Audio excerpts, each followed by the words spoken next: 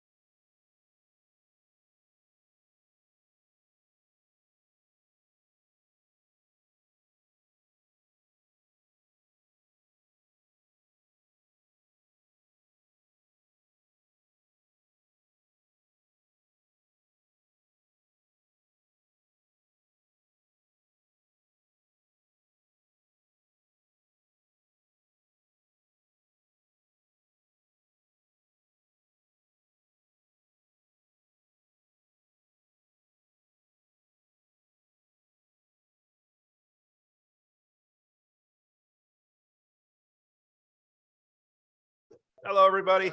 We're going to convene the Transportation Committee meeting of Friday, March 10th, 12:30. We're immediately going to go into recess because obviously the people running transportation in this state can't solve the traffic problems. But we'll be in recess until further notice. Thank you.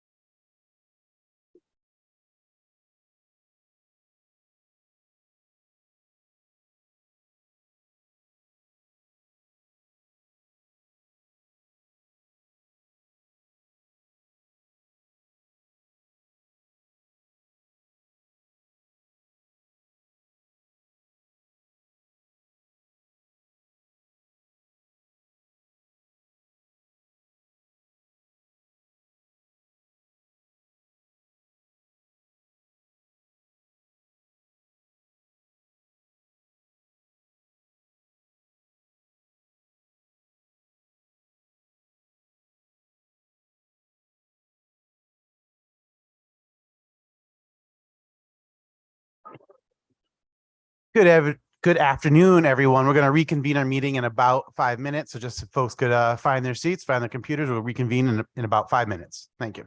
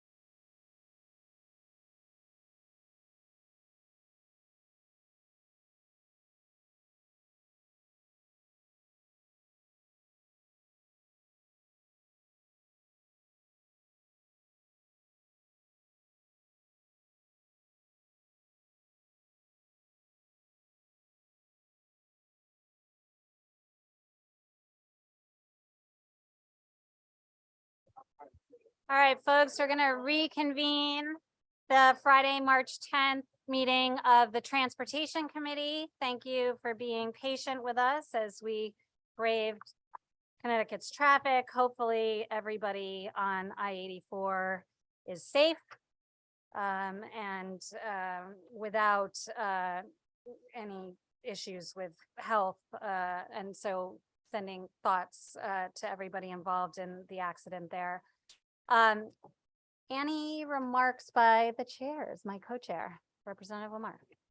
Thank you, Senator. Today is the first of our JF meetings. We will have subsequent JF meetings to consider a number of other bills that are still within the purview of our committee. We had a great opportunity this morning to be a part of a few events with respect to safety on our Connecticut roadways, and hopefully folks will start to receive some of the public service announcements that the Department of Transportation is putting out around wrong way driving and buckling up in all seats of the vehicle. I think it's important for us to use this moment to inform most of our residents in Connecticut that we can do a lot of stuff legislatively to address what we're seeing on our Connecticut roadways, but the responsibility does in almost all circumstances come down to the individual driver. And it's my hope we can take this opportunity, and with federal support and a number of PSAs that will be announced today, to start having Connecticut drivers be more responsible and take greater care on our roadways. So thank you, Senator. Thank you, Representative. Senator Wong, any comments? Thank you, Madam Chair. I look forward to this JF meeting. I want to compliment the chairs for the good working dynamics that we have already.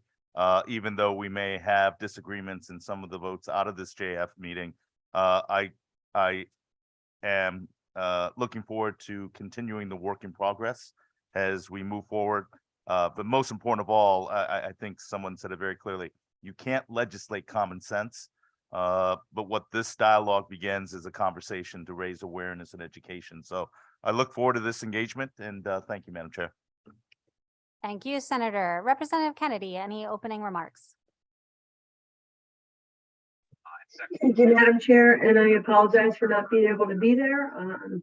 Pretty much getting back to normal from feeling under the weather, but I am happy to be here and look forward to some good dialogue today. So I think we're ready to get started. Thank you, Madam Chair. Thank you, Representative. I too am thrilled by the agenda we have before us, really helping folks across the state of Connecticut when it comes to safety on our roadways. And so just a really robust dialogue we've had around this already. I anticipate that to continue as these make their way through our legislative session. But with that, let's move on to item number 3 on the agenda, bills for final action. The first on our list is SB 994, an act implementing the recommendations of the Department of Motor Vehicles. The action is a JFS to the floor. This is LCO number 5713. Could I get a motion? So moved, Madam Chair. Second. Moved by Representative Lamar, seconded by Representative Amy Berger Giavallo. The S language here, this is obviously by way of the title, the DMV recommendations to the committee includes several different components, which we've had a public hearing on, including drug and alcohol clearinghouse, limited repairs, license elimination, the number of dealer plates that they are able to issue, driver's school license fingerprinting, car seat violations, penalties for license plate and driver's license sale and counterfeiting, and emergency contacts in the driver record.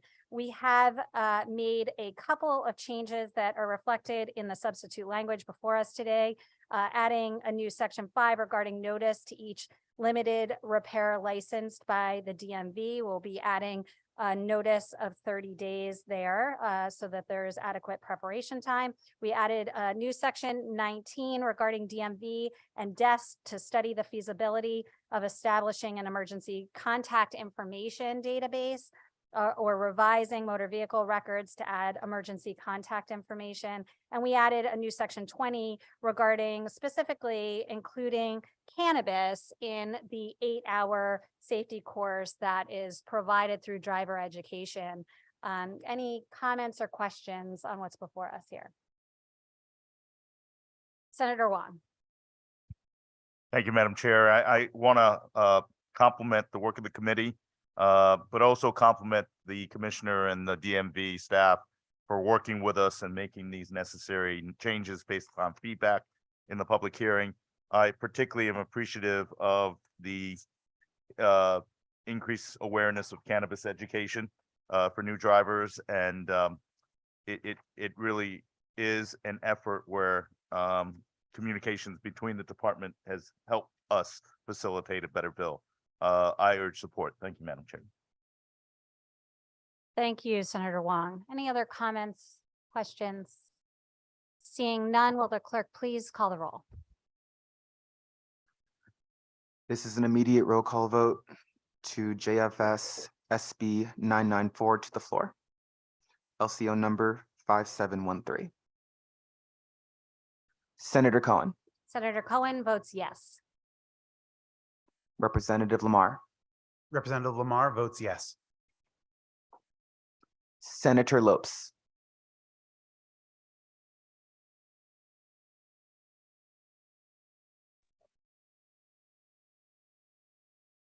Representative Burger Javala, Rep. Burger Javala votes yes.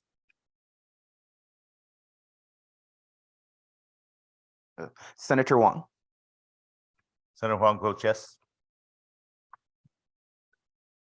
Representative Kennedy, Kennedy votes yes. Representative Blumenthal,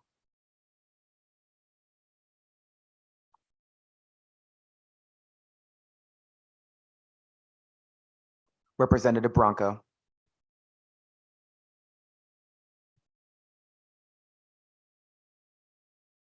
Representative Carney,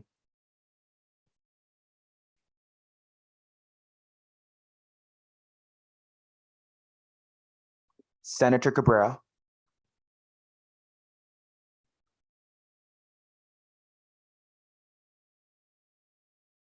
Representative Chalesky,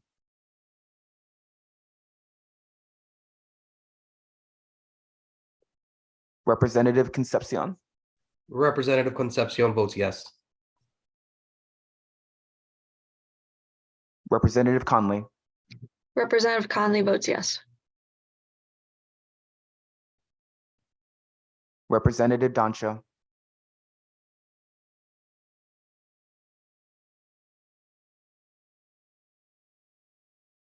Representative DiCaprio, Representative DiCaprio votes yes. Representative Denning, Representative Denning votes yes. Representative Farrar, Representative Farrar votes yes. Senator Fazio,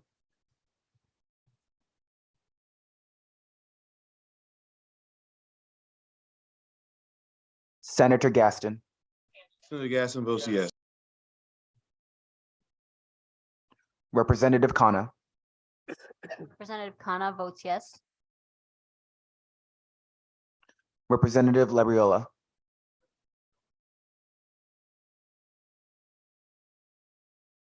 Representative McCarthy Vahey, Representative McCarthy Vahey votes yes.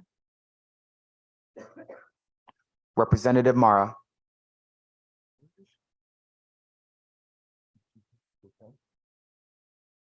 Senator Martin, Senator Martin votes yes. Representative Michelle, Michelle is a yes. Representative Morin Bello, Representative Morin Bello votes yes. Senator Needleman, Representative O'Day, Representative O'Day is yes. Senator Austin, Senator Austin votes in the affirmative.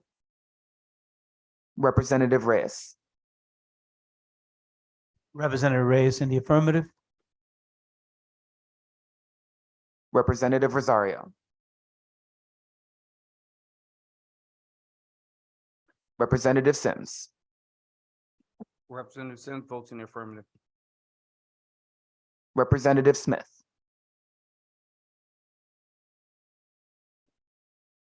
Representative Steinberg. Representative Steinberg votes yes. Representative Turco. Representative Turco votes yes. Representative Zaustowski. Is there anyone's names I have not called yet? Representative Bronco votes yes. Thank you, Representative. Is there anyone else's names who I have not called yet?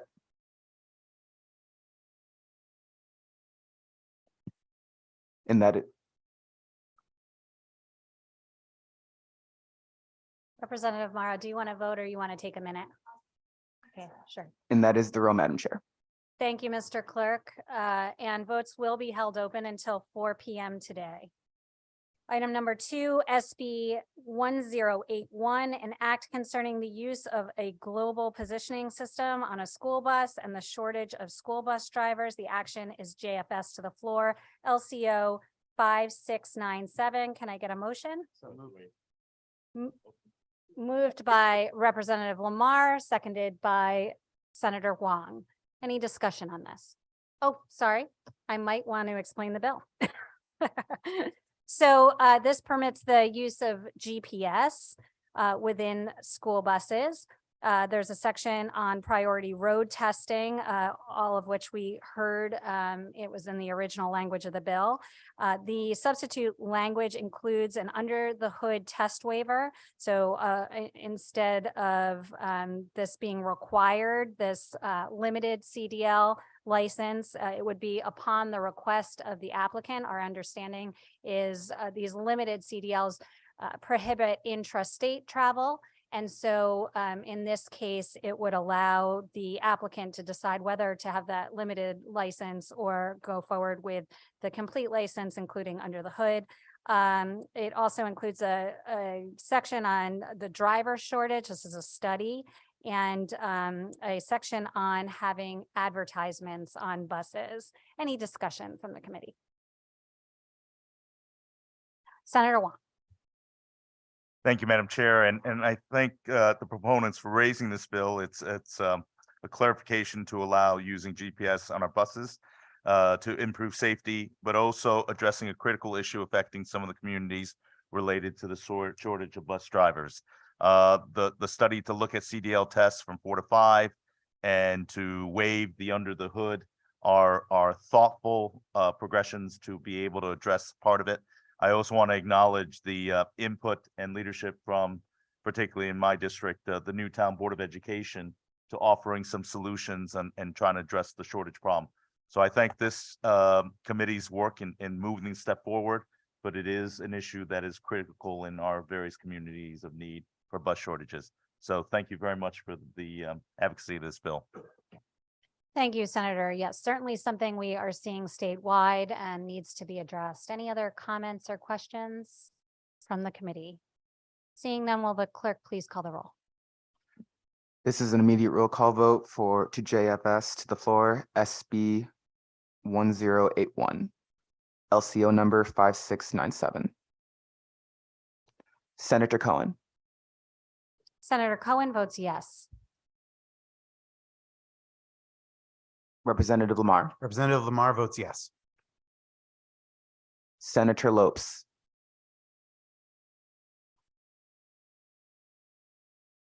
Representative Burger Javala. Burger Javala votes yes.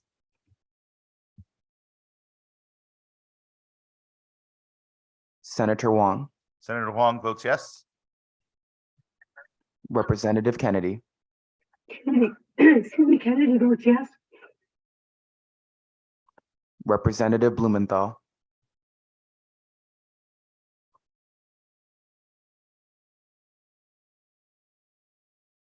Representative Bronco. Representative Bronco votes yes. Representative Carney.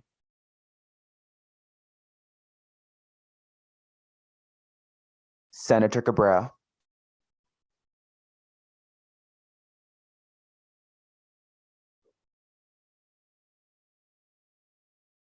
Representative Chalesky.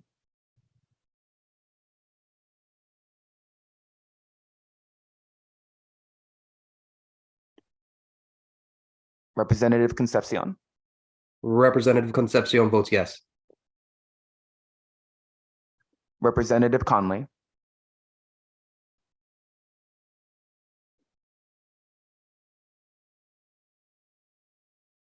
Representative Dancho.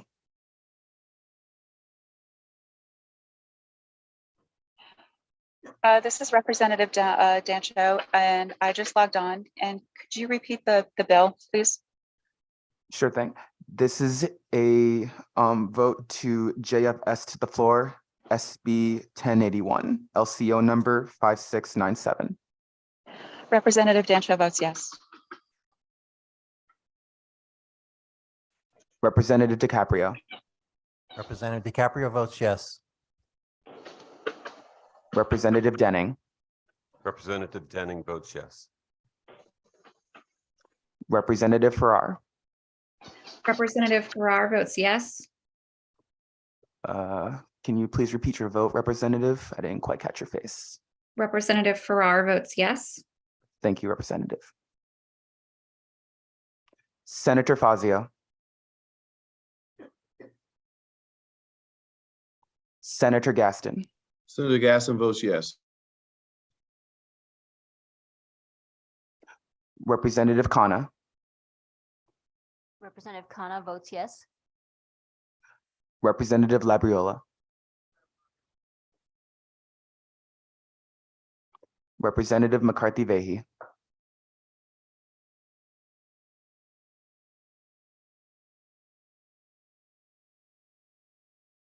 Representative Mara. Representative Mara votes yes. Senator Martin. Senator Martin votes yes. Representative Michelle.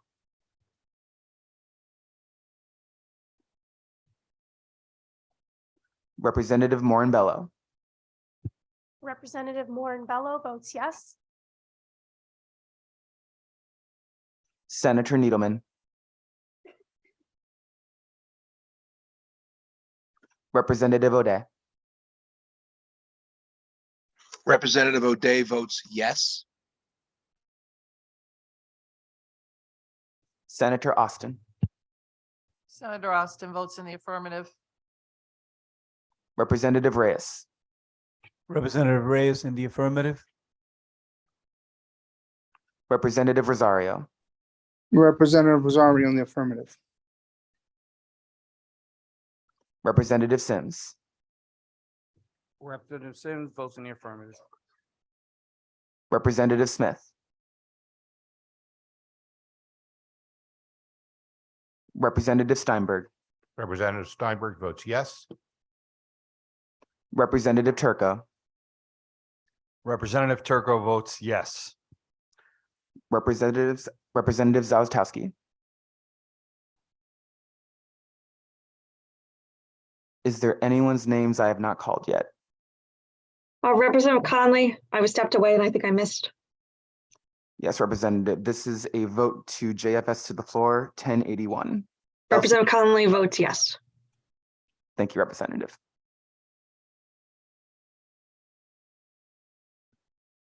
Okay, moving on. Number 3 is SB number 1082, an act implementing the recommendations of the Department of Transportation regarding a reduction in blood alcohol limits for impaired driving and boating, establishing the Connecticut Public Transportation Council, the Shoreline East Study, and motor vehicles and livery service. The action is a JFS to the floor, LCO 5693. Can I get a motion? So moved, Madam Chair. Moved by Representative Lamar. Seconded by Representative Bello.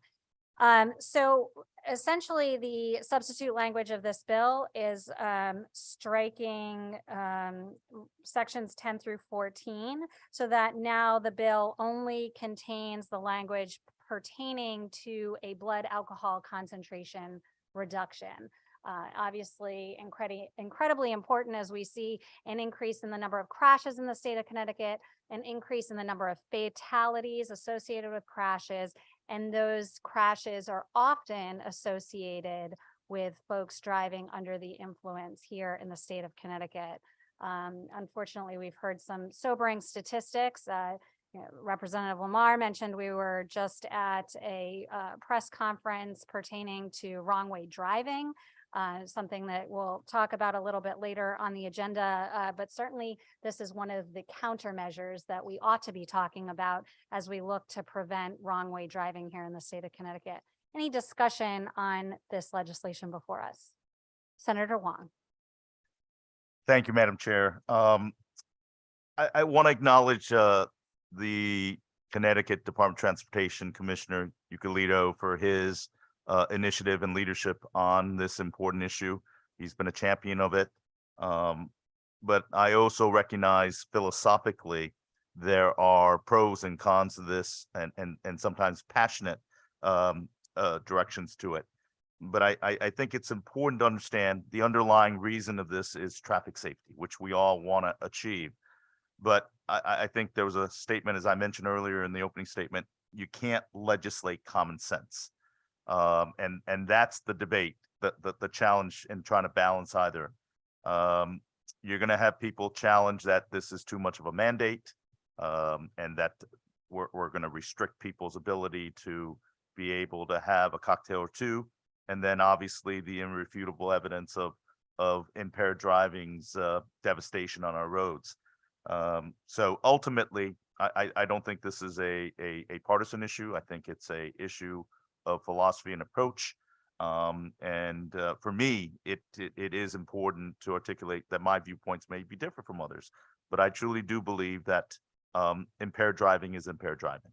And that this is a bill not to impose strong will of government on people, but to increase awareness and education that 2 beers, 3 beers is impaired. You may not be drunk by the standards, but it is impaired. And when you're on the road, it is a compromise in safety. I also, along the same vein, when we look at blood alcohol content, I also wanted to emphasize and articulate that we have to do a far better job in regards to cannabis, pot as a potential threat on our roadways. There is no measure of that, but as a state that has now legalized it, which I oppose strongly, we now have that added dimension to traffic safety. So I want to be consistent. I will be supporting this bill, but I know there are many others that may be against it within our own caucus and as well as within the other side of the aisle. But ultimately, I think we have to change the culture of acceptance and potential danger on our roads by impaired driving with alcohol or any affecting substance. So I appreciate the opportunity to articulate that, but I know there'll be very, very strongly differing viewpoints, and I respect that greatly. But ultimately, it begins the conversation that we need to have, that impaired driving and fatalities and accidents and danger and injury on our roads are preventable. And we have to do every effort on our part to advocate for that or raise awareness and education. So thank you for raising this. I want to again commend the commissioner for his brave initiative in raising this bill. And I can respect other people who may have different viewpoints. Thank you, Madam Chair. Thank you, Senator, and I appreciate you providing that framework for us around the issue before us. And I think, you know, you're right. This is about getting people to think differently when they go out and drink. With all of the public transportation options available, with the ride shares and ride services available, like Ubers and Lyfts and taxis and CT Transit and other transit district bus services and, you know, family, friends. We want people to think differently about going out. We want people to have fun when they're out there.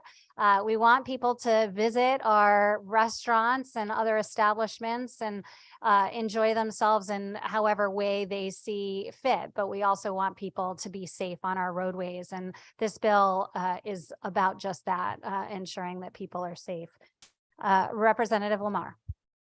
Thank you, Madam Chair, for those comments. Thank you, Ranking Member Wong, for your comments as well. these are hard issues, and I know there'll be differing opinions in each of the 4 caucuses on this vote. And I presume this conversation doesn't end here today, that if these will be hard questions we ask in the legislature moving forward, not just here in Connecticut, but across the country, because just like Connecticut, the rest of the country is seeing a remarkable rise in the number of highway fatalities, roadway fatalities experienced in our communities.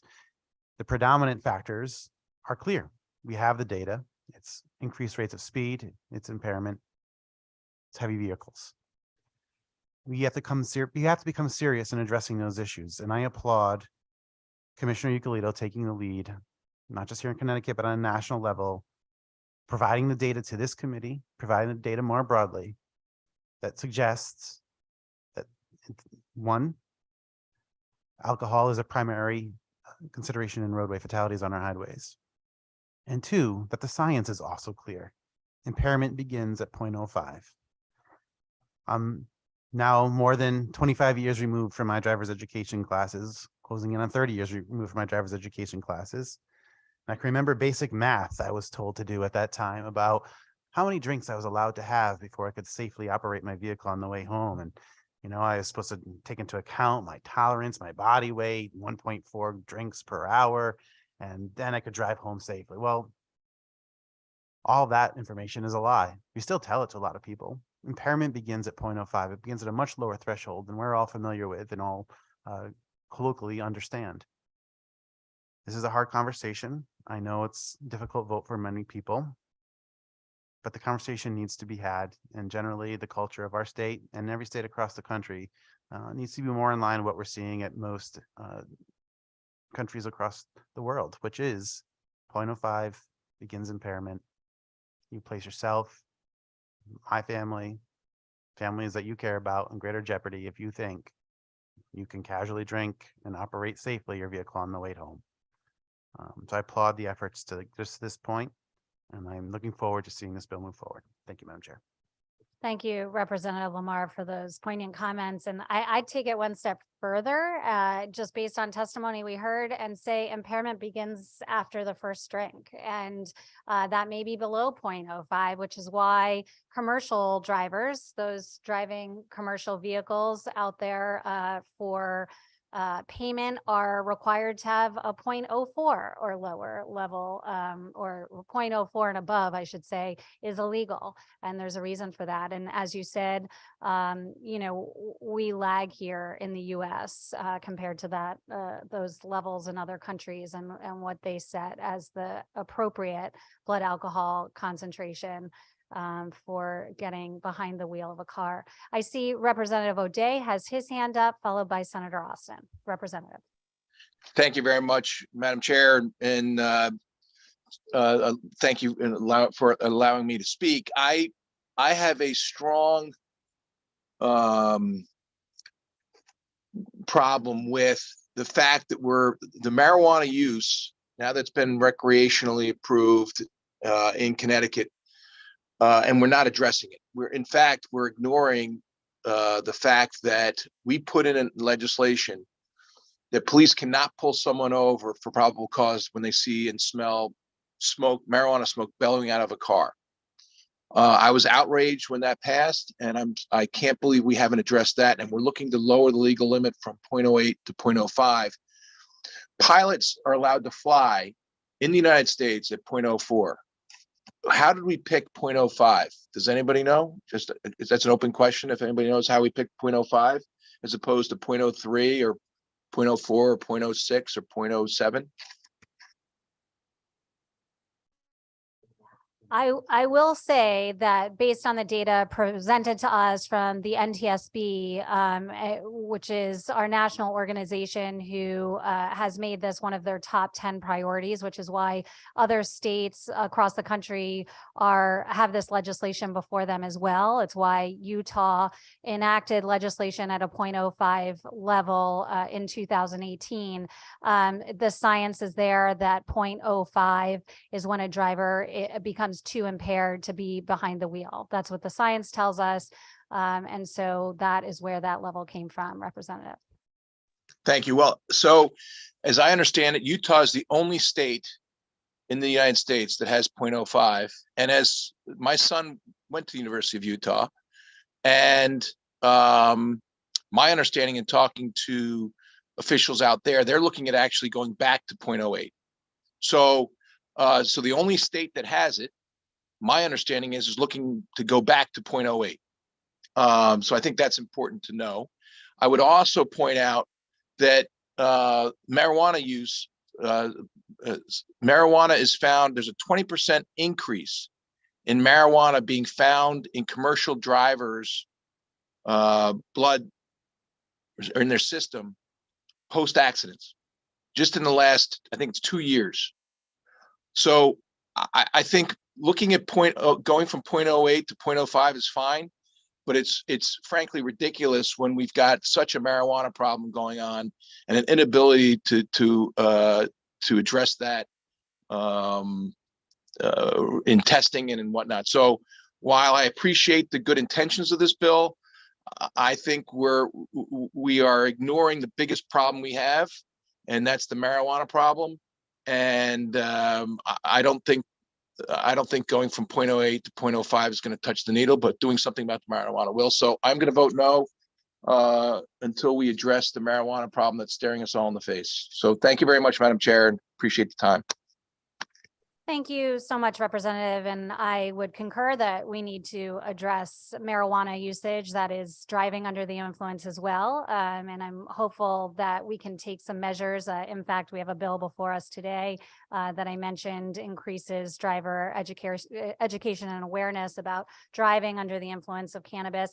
It's a step in the right direction. I would also just caution the committee as we talk about Utah going back. It is not my understanding that that's an initiative of the Utah government or DOT. Perhaps a legislator or two introduced that to repeal that law, but all indications are that that has been extremely successful since implementation. They have not seen a decline in tourism or the patronage to their hospitality industry. They have seen a decrease in arrests related to driving under the influence, and they have certainly seen a decrease in the number of crashes and thereby the number of fatalities. So that is all good data. Again, I would just want to reiterate that there are several states that have this legislation before them in addition to Connecticut, so we are in good company. And I just want to apologize, Representative Kennedy, I did not see your hand up before. Did you want to comment or question? Thank you, Madam Chair. A lot of what I was going to speak to has already been addressed. I think something that weighs heavily on all the minds of all the legislators is the day we were sworn in on January 4th. So I know, for me, that's something we think about. Safety is just of the utmost importance, certainly.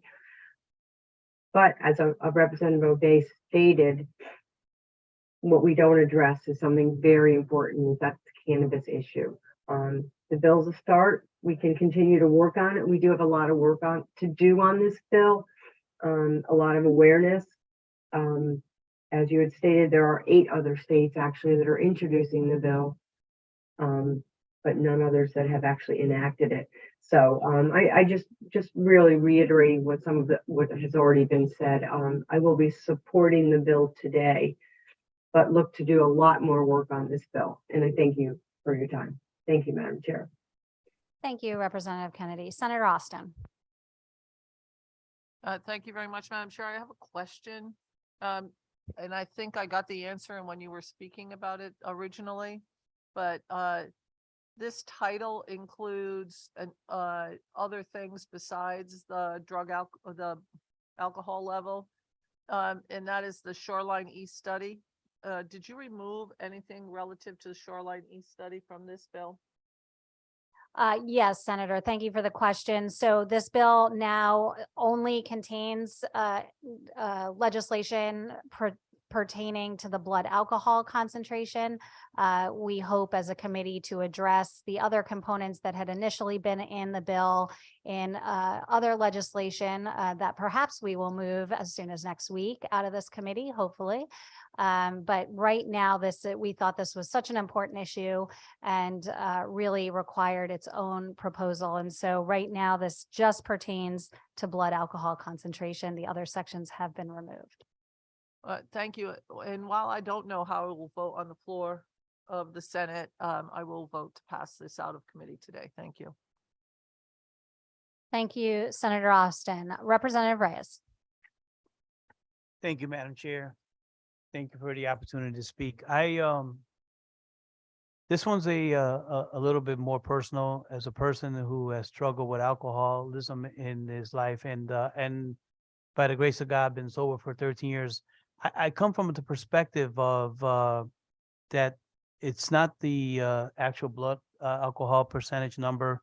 It has to be a personal decision that you actually want to be conscious of not drinking and driving. And I believe in my heart that if a person's gonna drink and drive, the alcohol level number isn't gonna be the reason that stops them one way or the other. I will not be supporting this bill today, but I will continue to listen to debate intently. Thank you for the opportunity, Madam Chair. Thank you, Representative. Representative Turco, followed by Senator Martin. Thank you, Madam Chair. A lot of what I wanted to say already on why I strongly support this bill has been said by the chairs and the ranking members. So I don't want to take up too much of the committee's time in repeating it, but just wanted to go on the record to say that I think this bill is important because we need to change the responsibility that people feel when they get behind the wheel, and make sure people aren't taking that responsibility for granted, because other people's lives are at risk and are in jeopardy when an individual has any substance, whether that is alcohol or cannabis. And I do wish that this bill went further and addressed cannabis. I hope that we will do that in the future in this legislature, if not this year. But I'm glad to at least see with lowering the blood alcohol content is we are educating people. We're changing people's mindsets so that they will understand that any level of alcohol in their body could, reduce their ability to react in a situation and puts themselves and others in danger. And I think changing that mentality in all of us in the whole state of Connecticut with the dangers of alcohol when driving is so important. And I'm glad we're moving this bill forward. Thank you, Madam Chair, for allowing me to speak. Thank you, Representative. Senator Martin, followed by Senator Gaston. Thank you, Madam Chair. I had an uncle who was killed by a drunk driver many years ago. So it is something that I'll always remember in my mind, as well as my uncle in my heart. Just seeing the vehicle and the way it was crumbled up at the, knowing the high rate of speed at which the impact took place. I'm sitting here and I'm listening, and I'm fuming because 2 years ago we passed the cannabis legislation, and I do not recall hearing any of this information spoken from the floor or from the committee that passed the bill forward, knowing that the science, the data, the empirical data that came out of the states that had legalized recreational marijuana showed an increase in fatalities because of marijuana. And yet we're here today talking about stats and dropping the blood level count from 0.8 to 0.5. And I'm just beyond peeved that you're mentioning the data, but where was that 2 years ago when I asked on the floor of the Senate I asked, we were told because of COVID, we should be following the data, follow the science. And yet when I asked that question, why are we not following the science regarding cannabis? Why?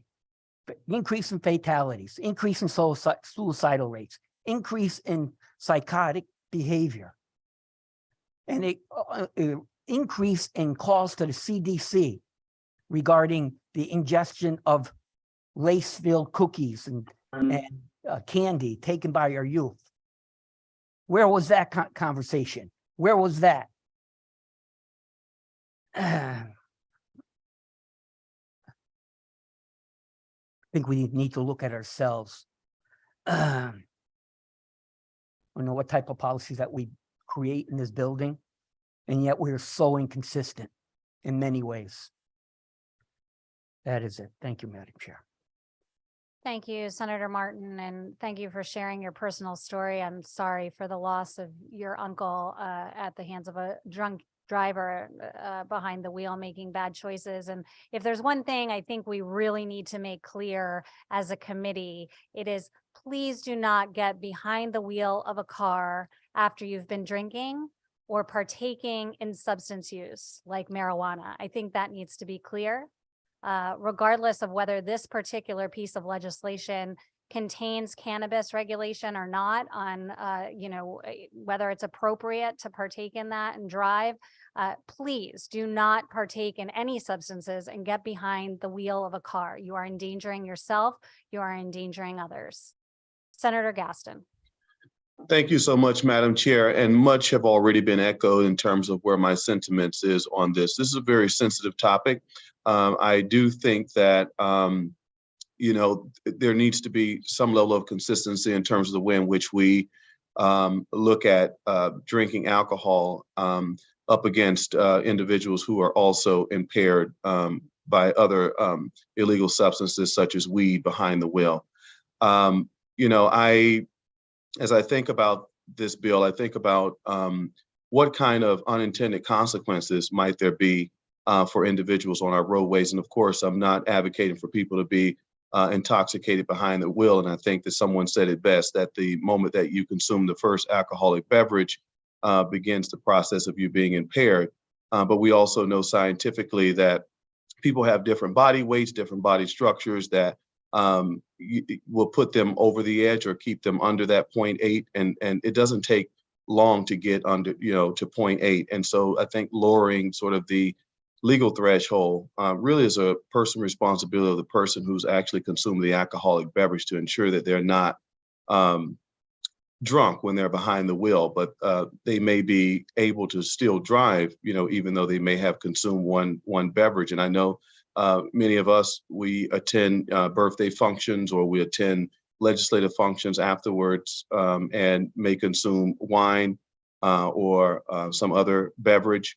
And, that could easily put you at 0.5. And so are we going to be incarcerating, large groups of individuals, which cuts across communities? And that would only add to fueling our criminal justice system and giving people records. So I'm just being sensitive of that. And I also think we have to think about how we're going to also legislate those folks who are impaired behind the wheel, who are engaging in recreational marijuana or eating weed brownies or candies, similar to what one of my colleagues just mentioned before me. So I just want us to not discriminate one way or the other, whether it's alcohol or whether it's marijuana.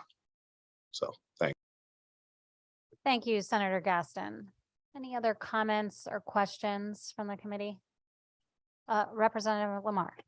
Thank you, Madam Chair. And just in closing, there's a lot of great comments and a lot of great discussion here this afternoon about this issue. It's a hard one. I completely understand folks struggling with this issue and trying to understand a substantive change that we would make in our policy in the state of Connecticut.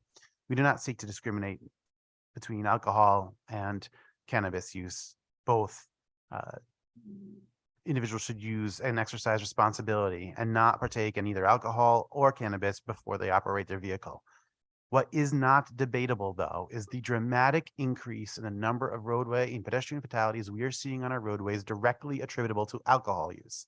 We're seeing it in marijuana too, no doubt about it. And I am continuing to push with my colleagues, and I will join in a bipartisan basis, a legislative process here in Connecticut or beyond, to help develop a national standard, to develop the techniques necessary to measure and adjust our regulations and state statutes to criminally prosecute people who partake in cannabis and drive as well. This is a serious issue. The dramatic increase in roadway fatalities suggests that something is off in how we are now treating all of these recreational drugs. The action before us is scientifically grounded. The data is in support of it.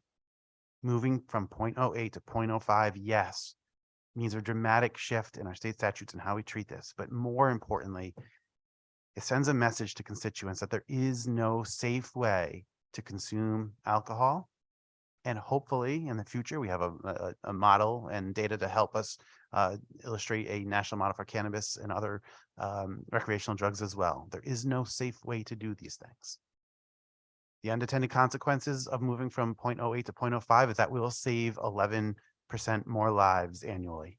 We will save lives. That is the biggest consequence of this. Not unintended, sorry. The biggest consequence of this will be that we save lives. Do that, Madam Speaker. Thank you for your time. Thank you, Mr. Co-Chair. Senator Wong.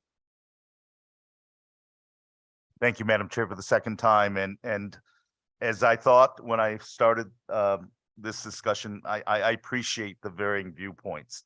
And I value the dialogue and the challenge that we have before us. On a procedural point, I just also wanted to acknowledge and thank the leadership of this committee for recognizing that the original bill addressed some of the changes to our commuter rail council. And we had an opportunity to have those members engage and articulate their concern about the bill. And I'm even more grateful that this committee leadership has made the decision to craft this bill as a blood alcohol content vote. And it allow us to have this dialogue and exchange of ideas and a single vote related to a single issue that is fraught with controversy, fraught with emotion. So I look forward to this vote. I look forward to offering the diverse viewpoints of this vote, yay or nay. But I'm grateful to the leadership of this committee to recognizing that controversial issues that has a lot of emotion, a lot of challenges, should be a standalone bill to allow people to fully articulate and vote their viewpoints rather than being in a group aircraft carrier bill. So thank you, Madam Chair. Thank you, Senator Wong. Seeing no other comments or questions, will the clerk please call the roll? This is an immediate roll call vote for SB 1082 to JFS to the floor. Also, LCO number 5693. Senator Cohen. Senator Cohen votes yes. Representative Lamar. Representative Lamar votes yes. Senator Lopes. Representative Berger Javallo.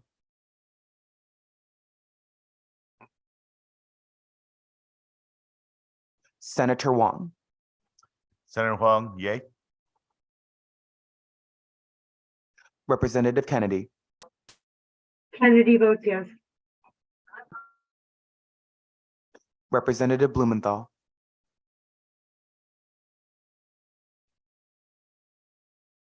Representative Bronco. Bronco votes no.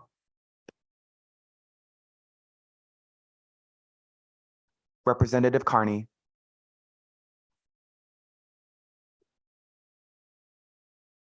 Senator Cabrera.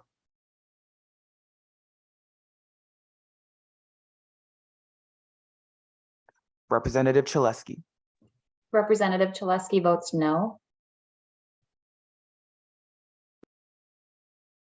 Representative Concepcion. Representative Concepcion votes yes. Representative Conley.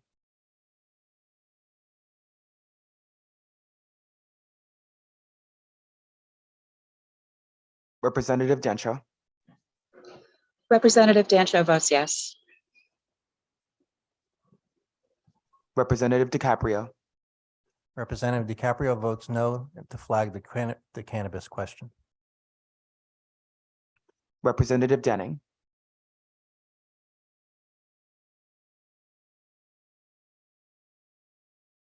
Representative Farrar, Representative Farrar votes yes.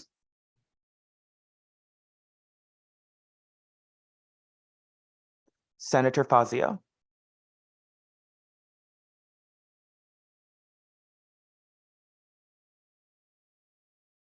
Senator Gaston, Senator Gaston voted yes for this to go out of committee. Representative Khanna, Representative Khanna votes yes. Representative Labriola,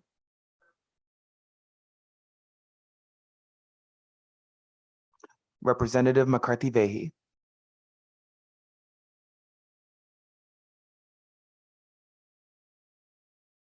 Representative Mara, Representative Mara votes no. Senator Martin,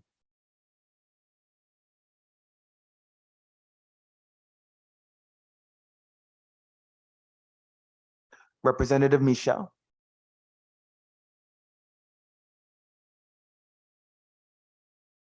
Representative Morin Bello, Representative Morin Bello votes yes. Senator Needleman,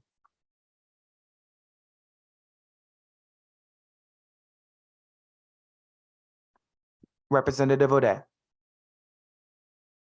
Representative O'Day votes no. Senator Austin, Senator Austin votes in the affirmative.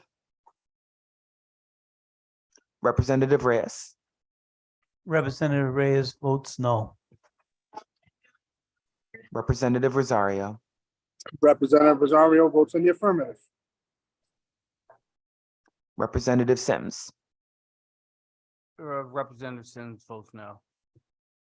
I'm sorry, Representative, can you repeat your vote again, please? Representative Sims votes no. Thank you, Representative.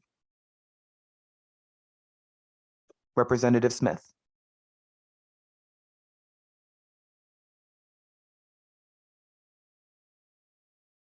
Representative Steinberg,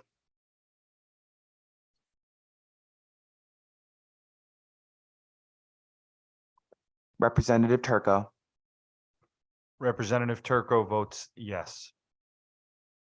Representative Zalastowski, Representative Zalastowski votes no. is there anyone's names I have not called? And that is the roll, Madam Chair. Thank you, Mr. Clerk. Number 4 is SB 1083, an act establishing a transportation carbon budget for the state. The action is JFS to the floor, LCO 5699. Can I get a motion? Moved by Representative Sims. Second. Seconded by Representative Lamar. This committee is familiar with carbon budget concept as it was initially contained in Senate Bill 4 last year, Connecticut Clean Air Act.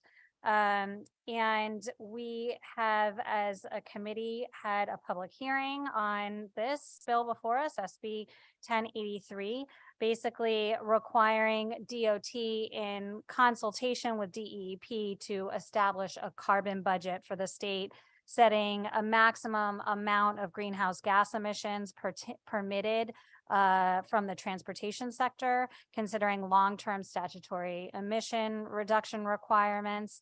And the first carbon budget would be due July 1st, 2030. The substitute language contained herein with the LCO before us is a change in line 35 to push out the date to January 1st, 2025.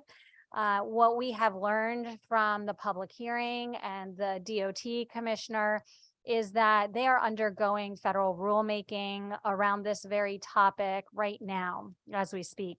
And so we want to allow for that federal rulemaking to happen, understand if the federal government, the EPA, will set a limit on the greenhouse gas emissions allowable state to state. And so we thought it would be wise for us to push out this date. Is there any questions or comments from the committee? Senator Wong. Thank you, Madam Chair, for the clarification and pushing out the date. The date was previously when?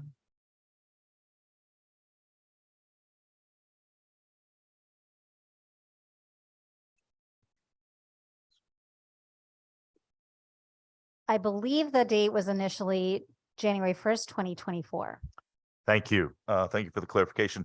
Now, this would establish a budget for DOT's budget initiative or for the entire state in concert with SB4, as you mentioned. Just point of clarification, that's all.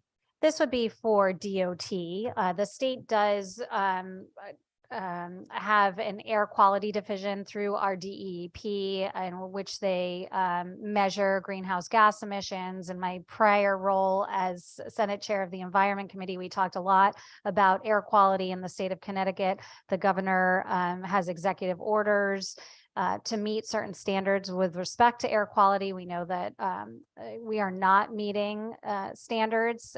In fact, our ozone, we are in severe non-attainment, just recently downgraded by the EPA from non-attainment to severe non-attainment. So we have a long way in getting to our goals. We know that the bulk of emissions, greenhouse gas emissions, come from the transportation sector. What this bill does is something that we see out of Colorado that is working well for them, requiring the DOT to adopt implementing regulations to ensure that projects that they are undergoing, as well as MPOs and municipalities, adhere to this carbon budget. And if a particular project is anticipated to produce a lot of emissions, what sort of offsets they would create in order to stay within the budget, the allowable budget.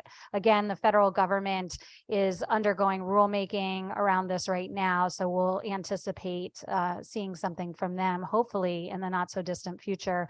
I know that we've had several conversations around establishing a carbon budget with the DOT commissioner.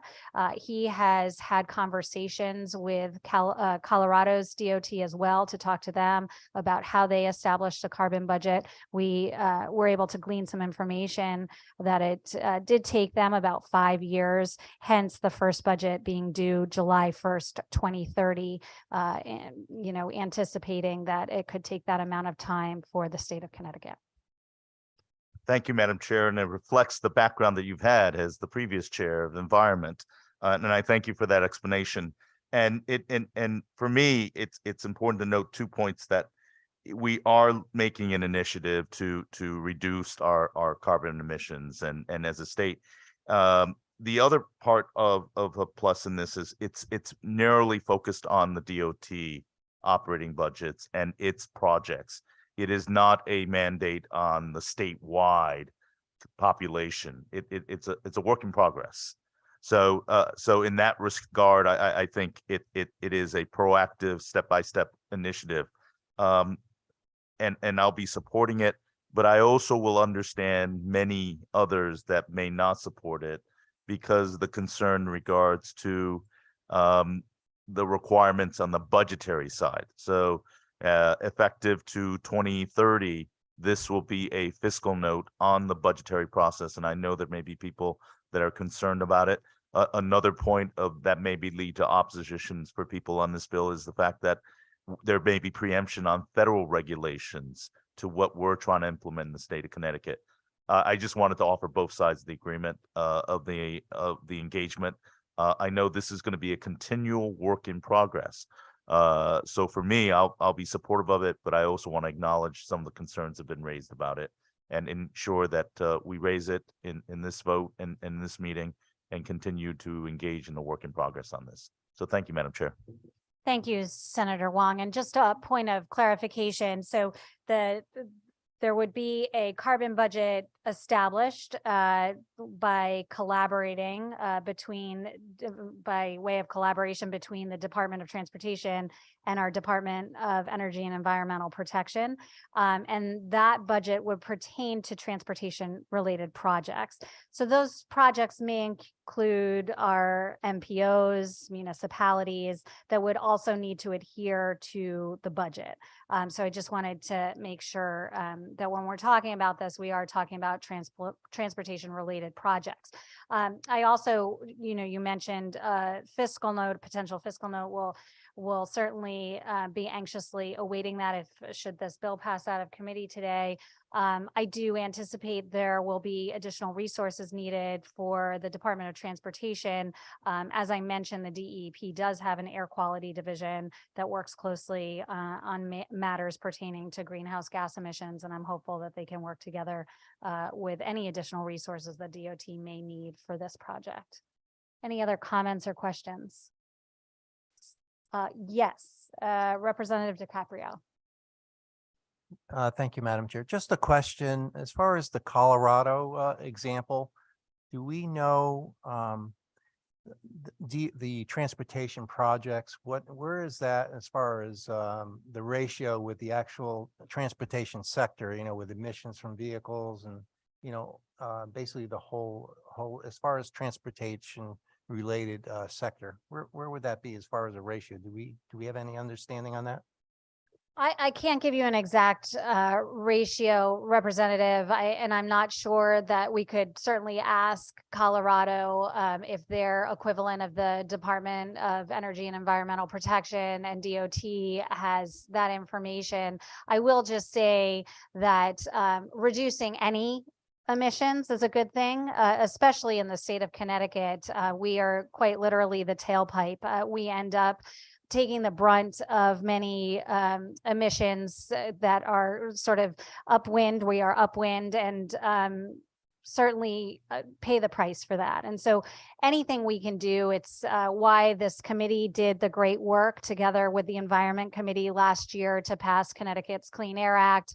And I'm hopeful that we can continue in that vein and pass this budget, this carbon budget out of committee today, and hopefully will make its way through the legislative process and onto the governor's desk for signature, because it is vitally important to future generations that we do all we can to reduce greenhouse gas emissions here in the state of Connecticut.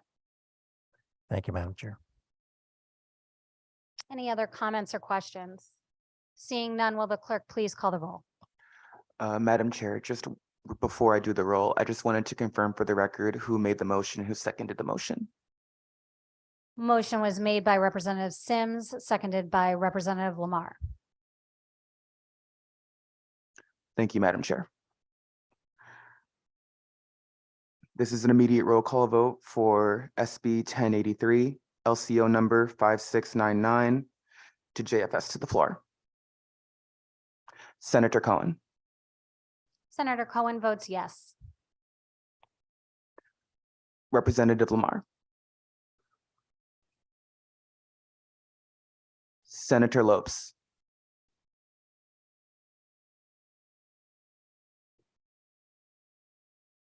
Representative Berger Javallo,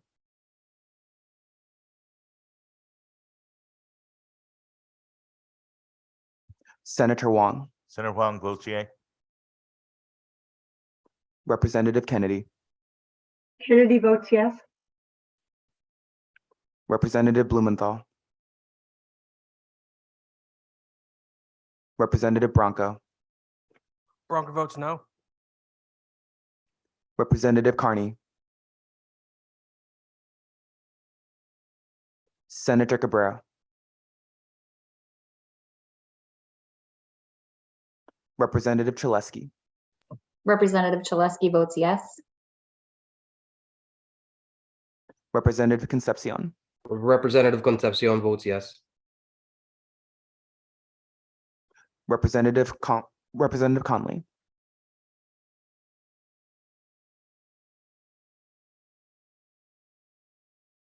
Representative Dancho, Representative Dancho votes yes.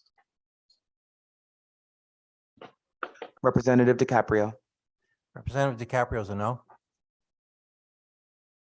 Representative Denning,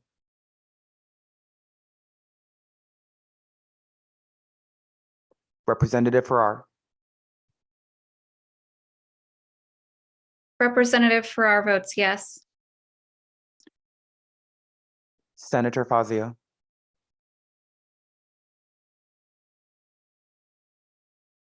Senator Gaston, Senator Gaston votes yes. Representative Khanna,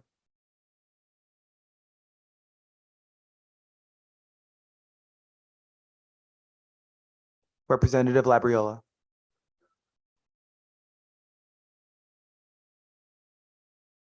Representative McCarthy Vehy,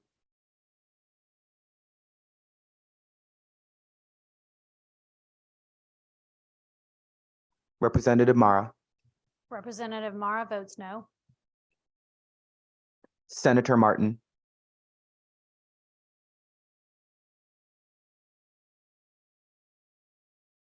Representative Michelle,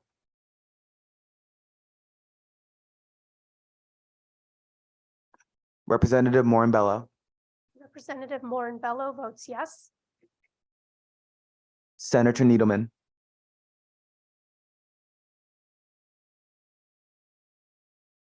Representative O'Day, Representative O'Day votes no. Senator Austin, Senator Austin votes in the affirmative. Representative Reyes,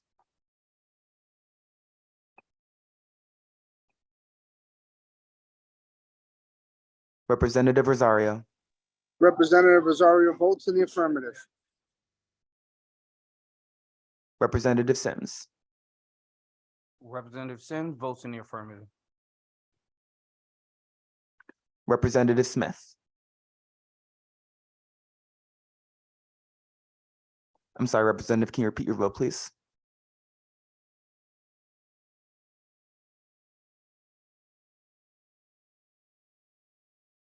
Representative Steinberg,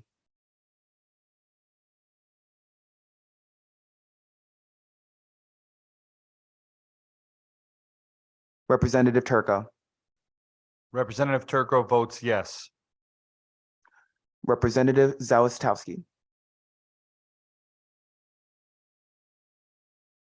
Is there anyone's names I have not called yet? And that is the roll, Madam Chair. Thank you, Mr. Clerk. The next item, number 5, HB 5503, an act concerning the name of the Thames River. The action is JF to the floor. Can I get a motion? So move, Madam Chair. Moved by Representative Lamar. Second? Seconded by Senator Austin. So we heard this a public hearing, and after doing so, and we voted to draft, if folks recall last week, in the drafting of this legislation, we took great consideration to the information that we had before us, and really want to respect the process of the tribes involved. So what this bill now says is that the DOT and DEP commissioners shall consult with the Eastern Pequot tribe, the Mashantucket Pequot tribe, and the Mohegan tribe about restoring the name of the Thames River to a former name that honors its heritage. Once agreement is reached by the tribes, then they would apply to the U.S. Board on Geographic Names to restore the name of the Thames River to the former name agreed upon. Any discussion? So, Representative Lamar. Representative Lamar. Thank you, Madam Chair. And I want to thank the committee's indulgence last week with allowing us to proceed with this bill. We believe that we've reached language that reflects the desire for many on this committee and our tribal nation partners to develop a process where we can use the historical artifacts that have been gathered and gained, the information that we have received from our tribal nation partners, and make a joint application and a collaborative approach that reflects the historical nature of the Thames River. I think this process can be illuminating and an incredible opportunity for the state to recognize its history appropriately. And I look forward to seeing these proceedings as they kick off in the hopefully very near future. This isn't the last step along the road. Once we do have this agreement, hopefully in the near future, we then need to make an application to the U.S. Board of Geographic Names. And my understanding is a collaborative approach with the support of the tribal nations and the state of Connecticut would be received quite favorably. So I hope that we've met the concerns of members of this committee who may have thought we were proceeding a little too quickly or too biasedly in our approach. And I believe the language before us gives us an opportunity to do this the right way. Thank you, Madam Chair. Thank you, Representative. Any other comments or questions? Seeing none, will the clerk, oh, I'm so sorry, Representative Mara. Thank you, Madam Chair. So I think my concern moving forward with this is that the conversation about the name is happening second to this bill. What I would really like to see is I would like to see them all have the conversation along with the municipalities. I'm very supportive of looking at changing the name for sure. But I think that this needs to come from an organic way from both tribes and not legislatively from us saying that they have to talk. Thank you. Thank you, Representative Mara. And I see our ranking member, Representative Kennedy, has her hand raised. Thank you, Madam Chair. So I really am appreciative to our leadership for changing the wording and making this a little bit more palatable. I still have concerns. I still feel like we're putting the cart before the horse, so to speak. What assurances do we have that the tribes are all going to get together to meet? Will they be giving a report back to us before? How will that work? If you could explain that, please, Madam Chair. Thank you, Representative Kennedy. And if I might, I think I will defer to Senator Austin, who represents the tribal nations. And I think she has a bit of information for us. Senator Austin. Great. Thank you.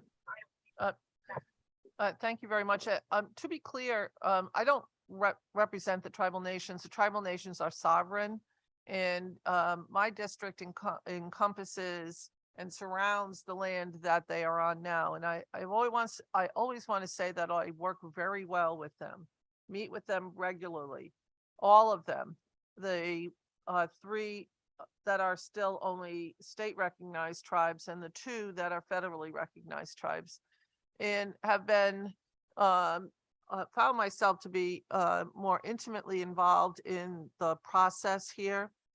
Relative to this piece of legislation, I happen to know that the Mohegan tribal members, to include their chief and the elders council chairman and the chairman of Mashantucket, met today. And there are other meetings that would be happening.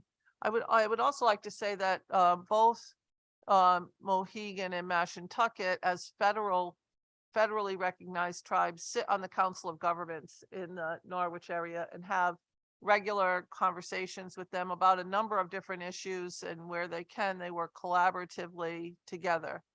I think that this has been a great learning experience for everybody to sort of understand the history of what this came about. But I would like to say one thing very clearly. There have been a number of bills that have been put in this session that are relative to Native American issues, and some of them are for all tribal members and the state and federally recognized tribes, and some of them are not. And but they have not been, this one in particular did not come from any tribal member.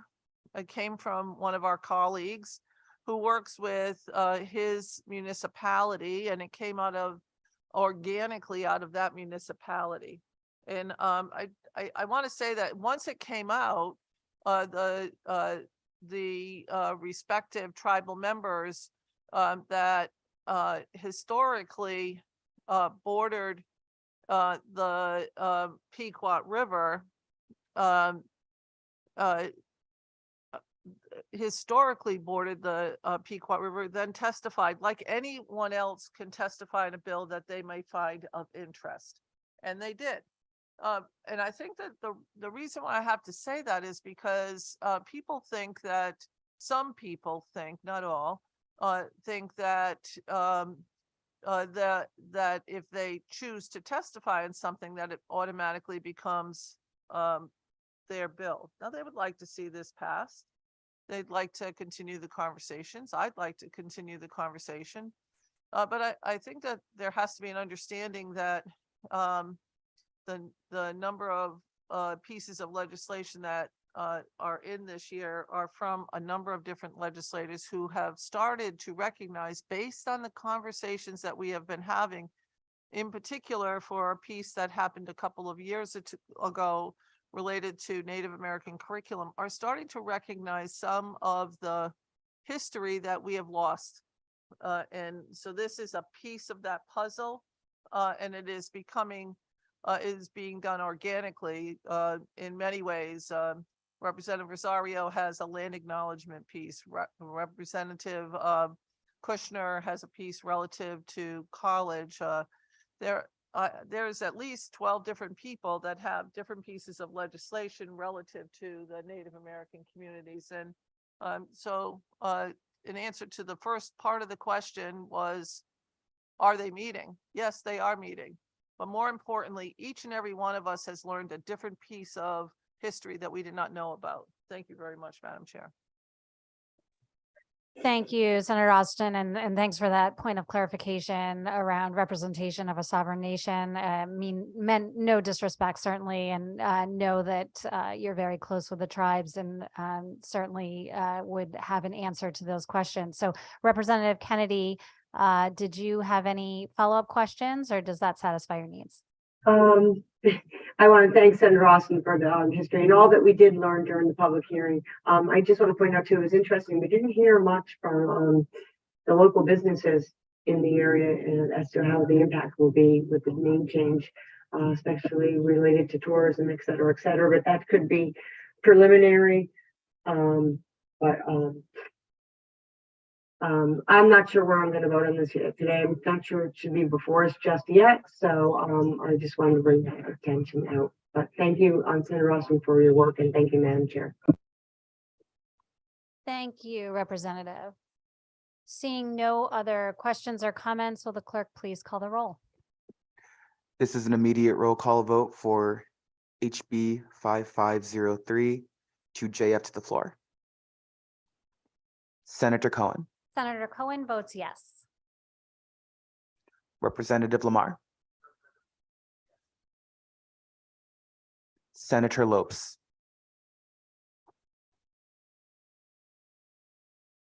Representative Berger Javallo, Senator Wong,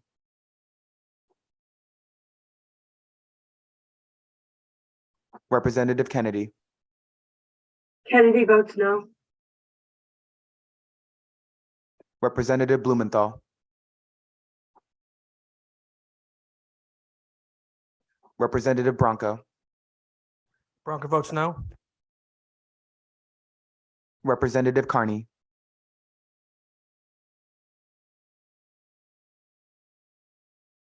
Senator Cabrera,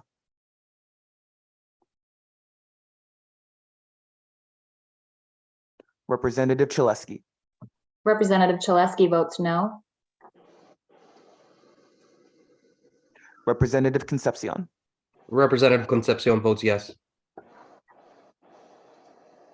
Representative Conley,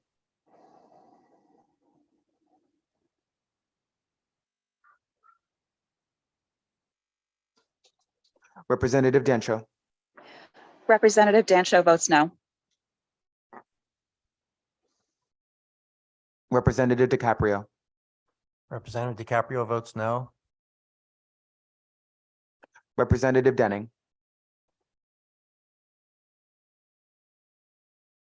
Representative Farrar, Representative Farrar votes yes.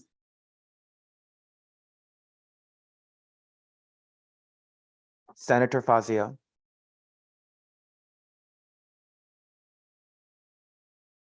Senator Gaston, Senator Gaston votes yes. Representative Khanna,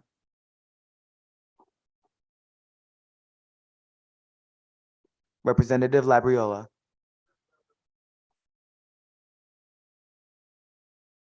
Representative McCarthy Vehi,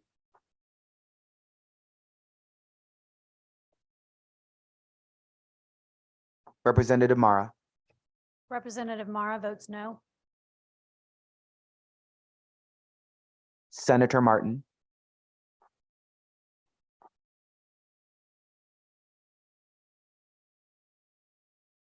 Representative Michelle,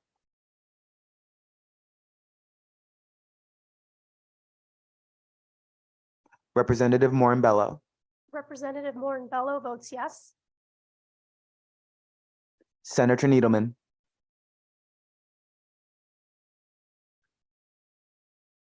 Representative O'Day, Representative O'Day votes no. Senator Austin, Senator Austin votes in the affirmative. Representative Reyes, Representative Rosario, Representative Rosario votes in the affirmative. Representative Sims, Representative Sims votes in the affirmative. Representative Smith, Representative Smith votes yes. Representative Steinberg,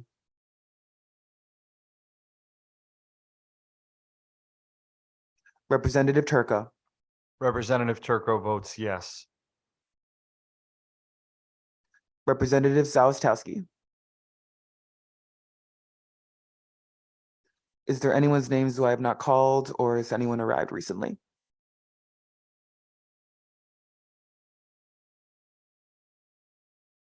And that is the roll, Madam Chair. Thank you, Mr. Clerk. Number 6, HB number 5917, an act implementing the recommendations of the Vision Zero Council, action as a JFS to the floor, LCO 5850. Can I get moved by Representative Lamar? Second? Anyone? Second? Seconded by Representative Smith. Thank you, Representative. These are, as the name suggests, recommendations from the Vision Zero Council. Sections 1 and 2 pertain to open containers. And we did amend that section in the S language to specify alcohol to go and resealed wine bottles cannot be transported in the passenger area. Section 3 is the section with respect to motorcycle helmets. Section 4 on the Idaho stop and no turn on red study. Section 5 on intersection control evaluation. Section 6 on the fatal collision reductions team. Section 7 on the Vision Zero program distinction. The S language contains an amended Section 7 to require DOT to award Vision Zero program distinction to local and regional boards of education. Section 8, as is, safety course after traffic violations. Sections 9 through 11 is video at license issuance and renewal. And section 12 is regarding the public awareness campaign about driving under the influence of drugs. Section 13, the 5-year capital plan, requiring the DOT to examine proposals from the Vision Zero Equity Subcommittee. Sections 14 through 18 deal with automated enforcement. In this section, we have civil fines.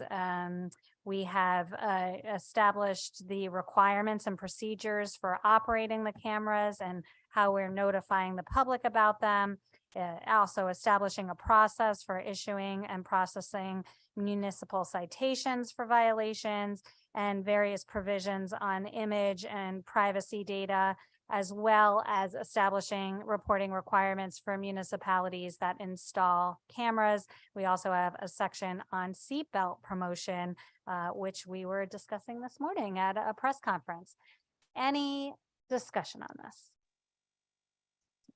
Representative Lamar.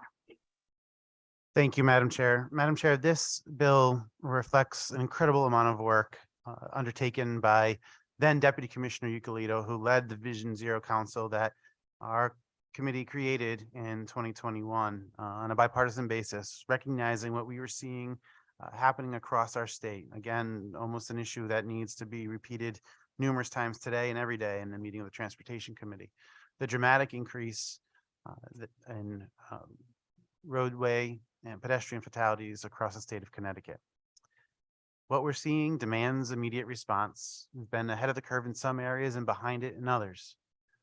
Each of the initiatives before us today could be controversial in its own right, and I know putting them in one bill under the recommendations of the Vision Zero Council makes it so many people can find one reason or another to vote no. But taken together, every one of these will save lives in Connecticut. Every one of them is in practice in one state or another in the United States. Every one of them has data to support it. And every one of them will help us address what we're seeing in Connecticut roadways far too often, including last night in the town of Hamden, town of East Haddam, numerous other jurisdictions across the state, where folks are unnecessarily and routinely killed by the poor operation of their motor vehicles. We know it's speed, we know it's alcohol impairment, we know it's distracted driving, we know it's people acting recklessly with their multi-ton vehicles. I thank everyone who had a part in this, and it included dozens and dozens of Connecticut residents, local advocacy organizations, the commissioners of public health, Department of Education, Department of Motor Vehicles, Department of Public Safety, and Commissioner Euclid leading all of them to this robust set of policy recommendations. Madam Chair, thank you for having this bill on the agenda today, and I ask for everyone's support as we move forward with this. Thank you. Thank you, Representative. I would certainly echo your comments. This is a terrific collaboration piece before us today. I see Representative Kennedy has her hand raised. Thank you, Madam Chair. And I just want to thank both the chairs and Chairman Lamar for your passion behind this bill. And certainly there are a lot of very, very good pieces in this bill. And safety is a concern, a very strong concern of mine. But there's also parts of it, as you said, that people may not like. And certainly sure did my emails blow up this morning. I think there's just parts of it that are a little bit of hypocrisy. You mentioned, alcohol impairment, but we don't mention cannabis impairment still, and that is just huge. We did hear a lot, well, not as much testimony. We had one person who testified on behalf of a number of the motorcyclist community that certainly is much against this bill. I also find it interesting in the Idaho stop and no turn on red study that originally the right turn on red was put into place for idling to keep vehicles from idling at such a long time. So there's a lot more pieces of this bill that is huge.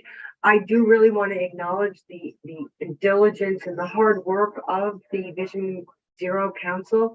I know they worked for a very long time on this. Just today cannot support this bill with everything that is in it. And I look forward to more collaboration with all of us and working together to move it to a bill that we can really strive towards where we can get to that public safety. We all travel the roadways every day and we see what's out there. Y'all were late to today's meeting because of a very serious accident. So I appreciate that. But unfortunately today I cannot support this bill. But I do thank you for all of your hard work and that of the Vision Zero Council. Thank you, Madam Chair. Thank you, Representative Kennedy. Senator Wong.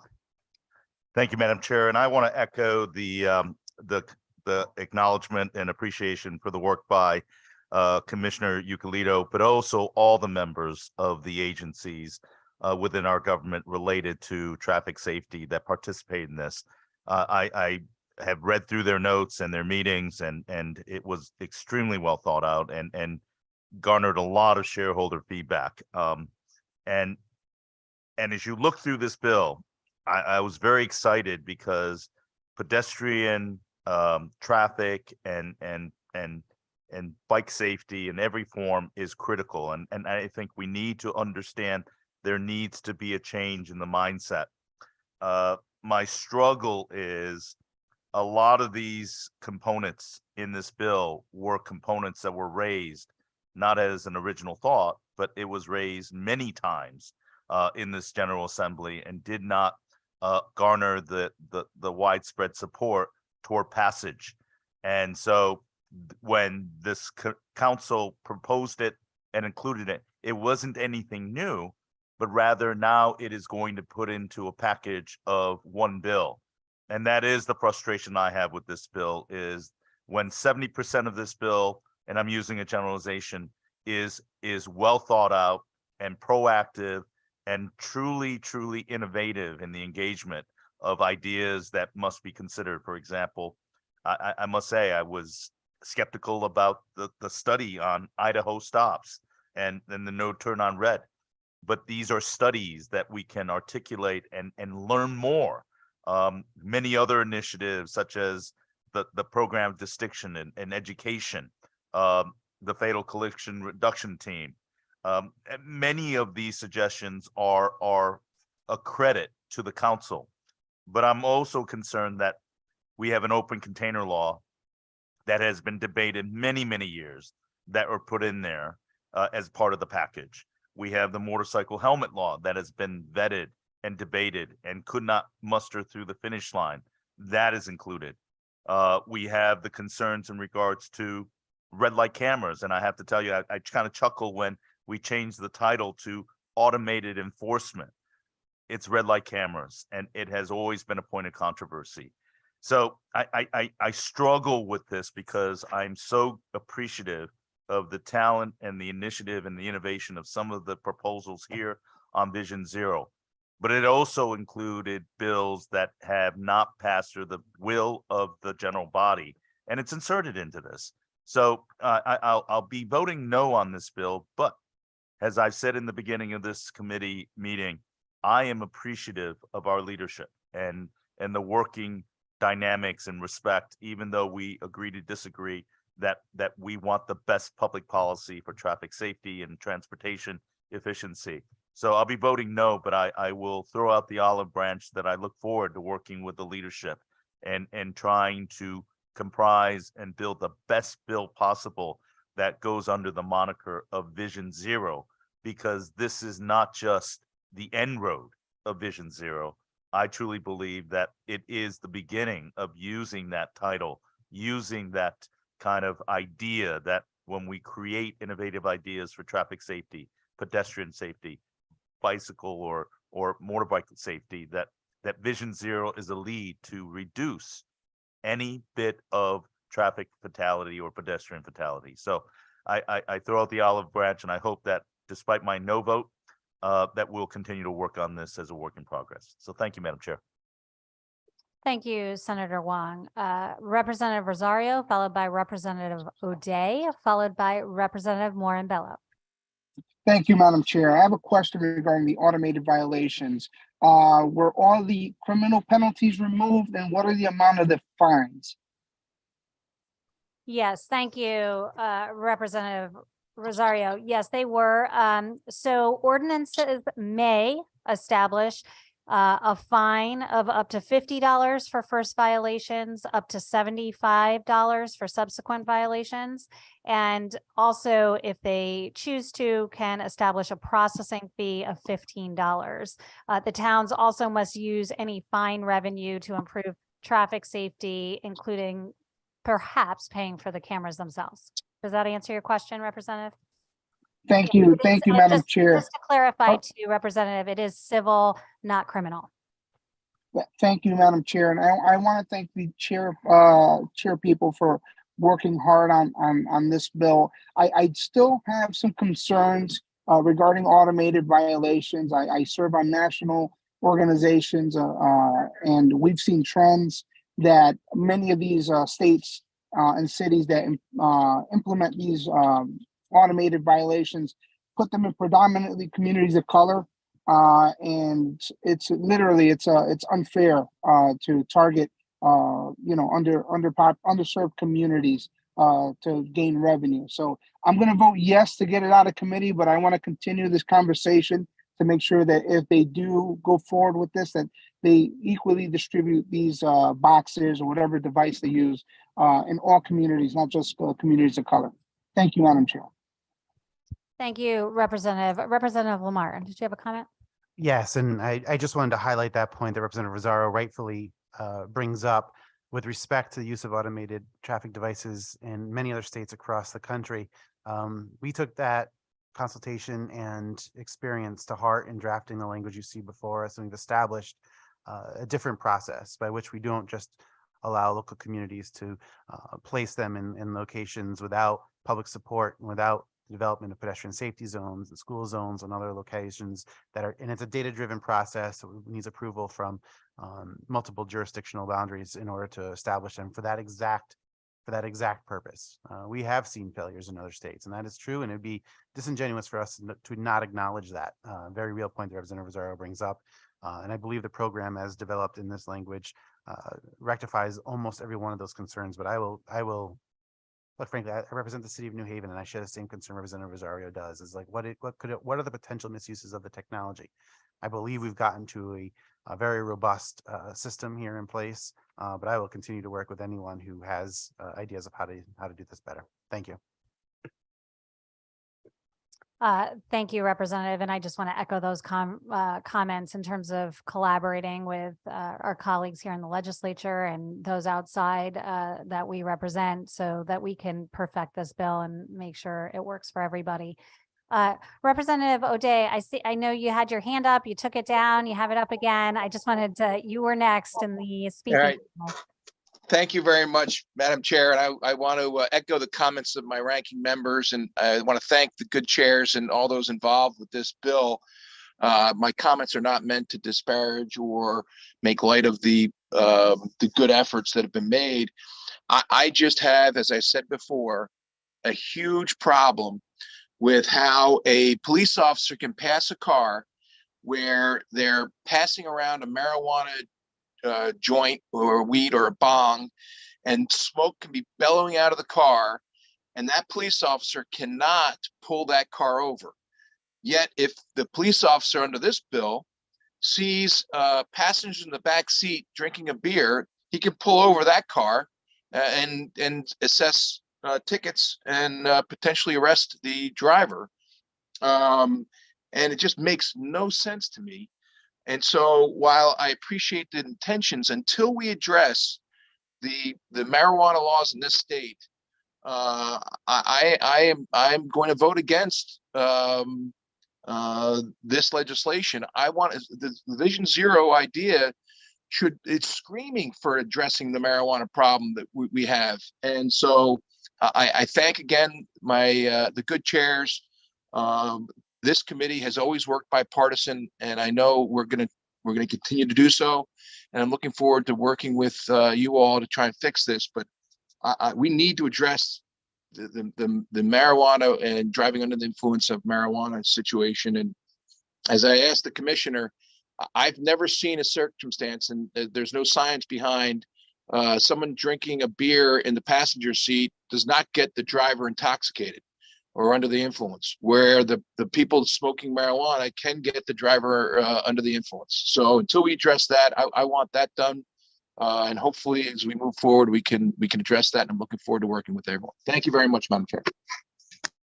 Thank you, Representative O'Day. And I will just point out that Connecticut pays millions of dollars in fines and penalties to the federal government because we have an open container law in the book, those dollars that could be spent elsewhere towards transportation safety and what have you. And I think that's an important point to point out as we sort of look to move this legislation forward.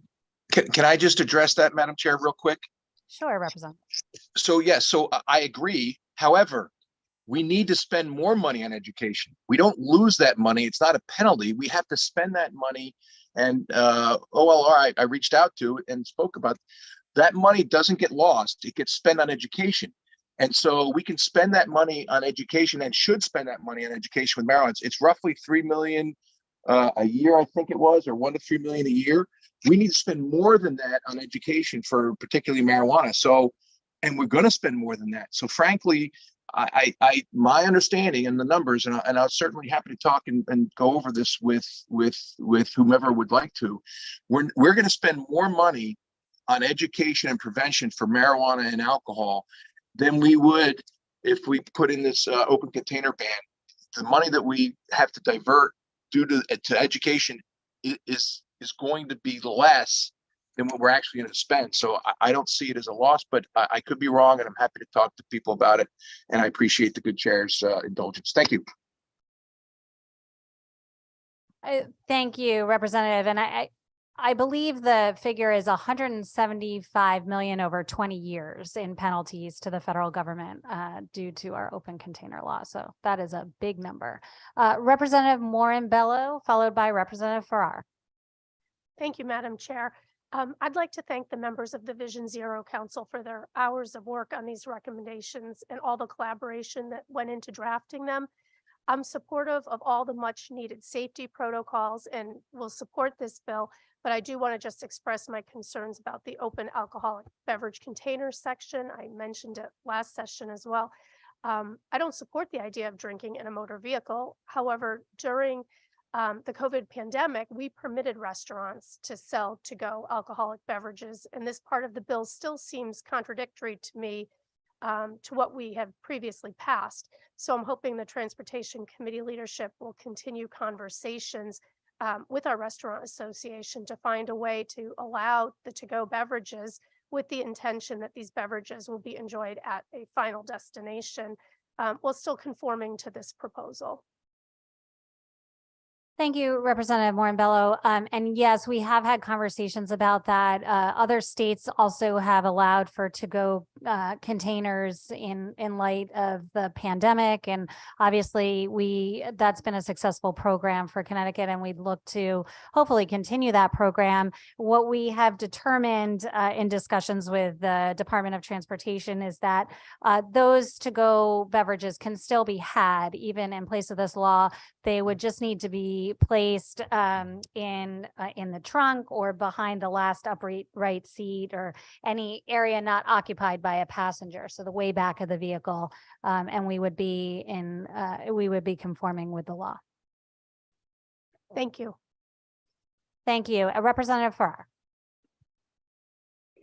Thank you, Chairwoman, and thank you to both the chairs for the meeting today. And again, all of your work with the rankings and the commissioner on this bill. I did want to just share a couple thoughts of support on this bill, especially given the comprehensive nature of it. I know we heard earlier from several colleagues that several of these bills might have come up in prior years and not found passage.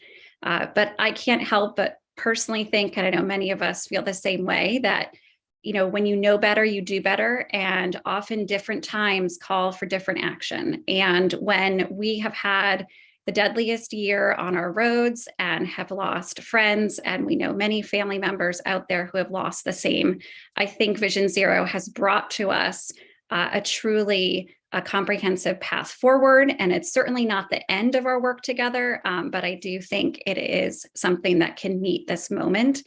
And I did have a couple questions, though, since they have been raised for me personally in my town of West Hartford, which also unfortunately lost several individuals to pedestrian crashes and also to injury. And I wanted to follow up because I've gotten several questions about the speed and red light cameras. I know that the intent and the language of the legislation definitely is a data-driven approach for municipalities to get approval for such cameras. But could you all answer a question in regards to how the proceeds of any fines from those cameras could and should be used? Yes, thank you, Representative Farrar. The proposal outlines really broadly that the towns must use the fine revenue to improve traffic safety. That can include paying for the cameras themselves, but it would probably be at the discretion of a traffic safety board if the town has one, or the town's official CEO, town council, that sort of thing. Thank you for that. It's very helpful because I think for, again, one of the towns I represent, West Hartford, we have now been the second municipality in the state to develop our own Vision Zero Council. And some of these funds, I think, would be in line with some of the improvements that our town would be looking to make for overall safety, not just with our Vision Zero Council, but with our Complete Streets plan. So I appreciate the comment around the language and just really look forward to seeing what more we can do to make sure that our towns are ready to implement this type of technology, which we know has been proven in other municipalities and other states to really slow down our drivers and to save lives. So thank you both for the time and for the answers to the questions. Thank you, Representative Lamar. I'm sorry, it's been a long day. Thank you, Representative Farrar. Representative Lamar.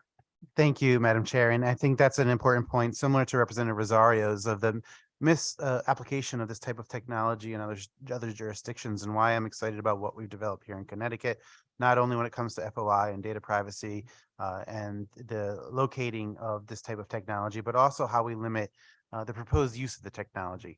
The goal of this is to have local communities, before they adopt the use of automated enforcement technology, develop complete streets programs and prioritization programs, and have those revenues that are received from this technology dedicated towards improving those very infrastructures and transportation systems in their towns.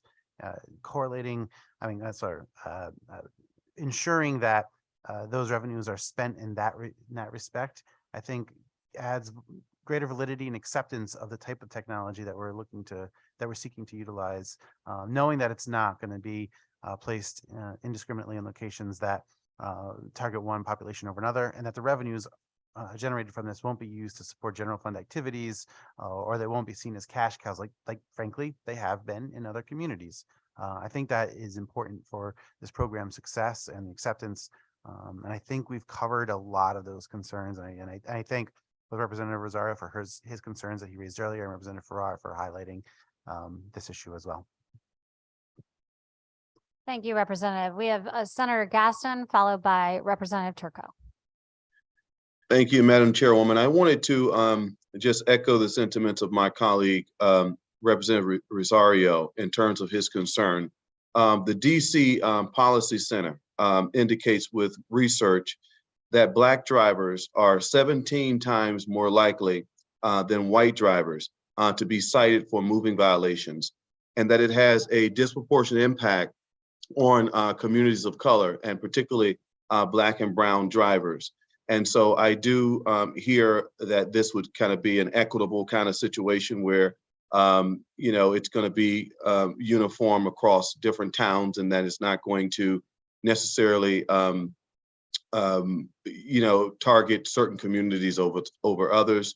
But we know what the research shows. And I have some concerns about like repeat offenders, for example, repeat violators, and the disparate impact that it may have on those drivers. And I know that it may not be criminal, and that we may be levying civil penalties towards these individuals. But what happens hypothetically when a person does not pay the civil penalty? Would their license be revoked? Would their license be suspended? Would they have to pay fines that's so absorbent they cannot pay? Is this something that's going to go to a bill collector? Is this going to have an adverse impact on those folks getting employment or moving into certain kinds of professions because they're, they have these massive tickets or debt that they're now going to owe? And, you know, in places like Bridgeport, where Representative Rosario and I have the privilege of serving, there are a lot of unsafe street designs as well that is attributable to why people are driving fast on certain roadways. And there needs to be much more investment in infrastructure on our roads, just as those investments are made in some of the other towns around us and some of the towns that many of you represent.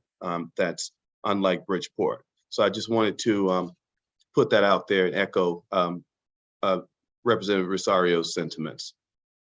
Thank you, Senator Gaston, for highlighting some of those statistics and the disparate impact that this automated enforcement could have and has had in the past on communities of color. And I think, as my co-chair, Representative Lamar, pointed out, the Vision Zero Council has been incredibly mindful of that in crafting these recommendations, and I believe we've tried to be mindful of that in crafting the proposal before us today, ensuring that these will be used really to get to the heart of the issue in school zones, pedestrian safety zones, and those OSTA approved locations that really have a long history of crashes. And I recognize your comments about infrastructure and roadway safety and needing to go further there as well. So just really appreciating your comments today, all the comments of the committee members.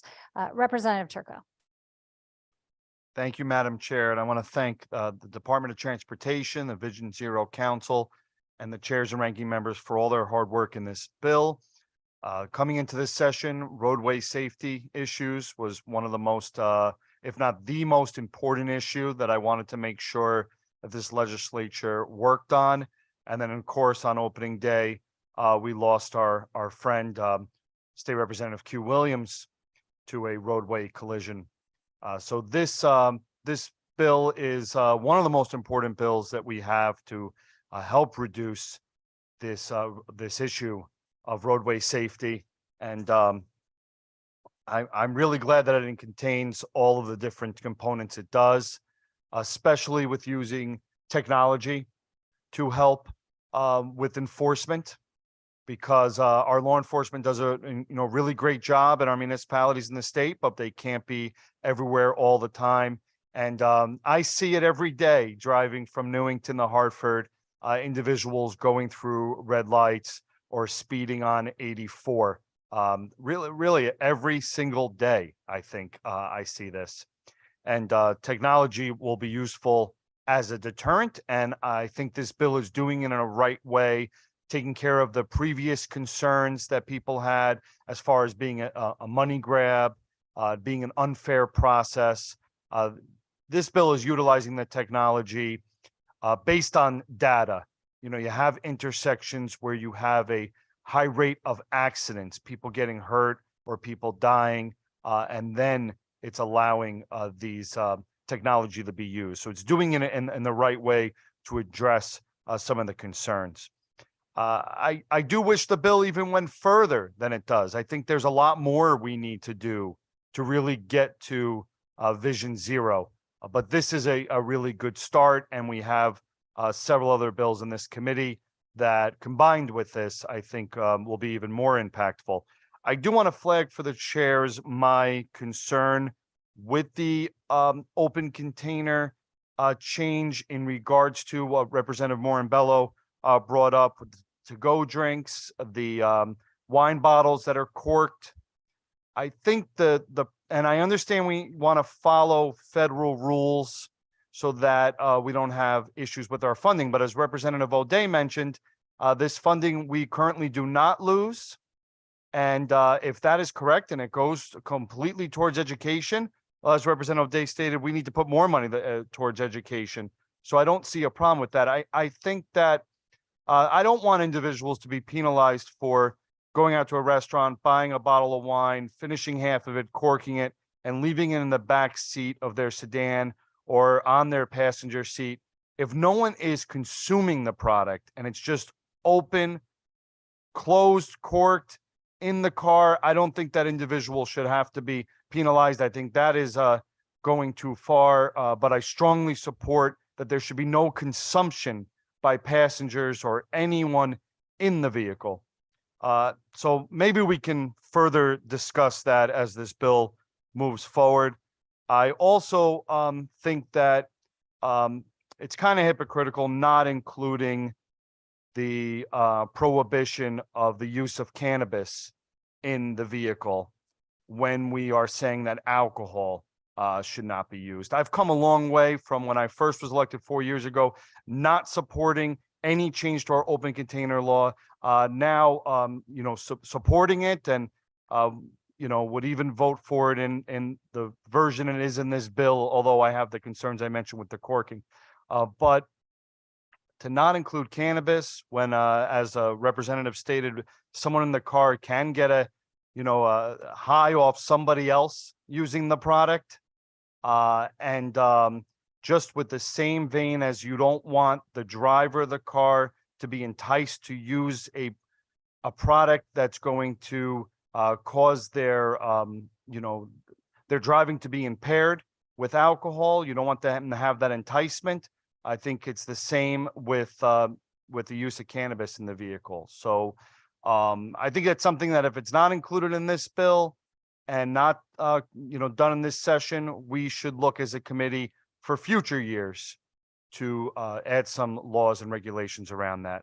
So thank you so much for the work in this bill. I'm strongly supporting it, despite wishing it did even more and wanting some tweaks perhaps in the future. And thank you for allowing me to share these comments with you. Thank you, Representative Turco, and certainly willing always to have conversation about language as we move through the legislative process. I will just point out that even a corked bottle or a to-go container that is not being consumed by a passenger in the vehicle is against federal regulation. And so we would still be required to pay penalties to the federal government as a result of that. So the only way we don't pay those penalties is by having those in the trunk or the furthest behind the last passenger seat of the vehicle. So that's the only way around that. Representative Reyes. Thank you, Madam Chair. And just wanted to brief testimony in support of this bill. To me, I have two personal experiences where I have lost 2 cars in 3 years by a person that's run the red light and smashed into my car and totaled. It's happened twice. And in both cases, the offensive driver was ticketed and so on and so forth. No license, no registration, no insurance to go with that car. So the onus is on me to replace my vehicle. I just think that driving reckless is the new norm, and stopping at red lights and stop signs has become optional. I think that this piece of legislation is a start to try to change the culture, if you will, and actually start addressing the violators. And as my colleagues have already stated earlier, there are some infrastructure designs that could help some of these problems.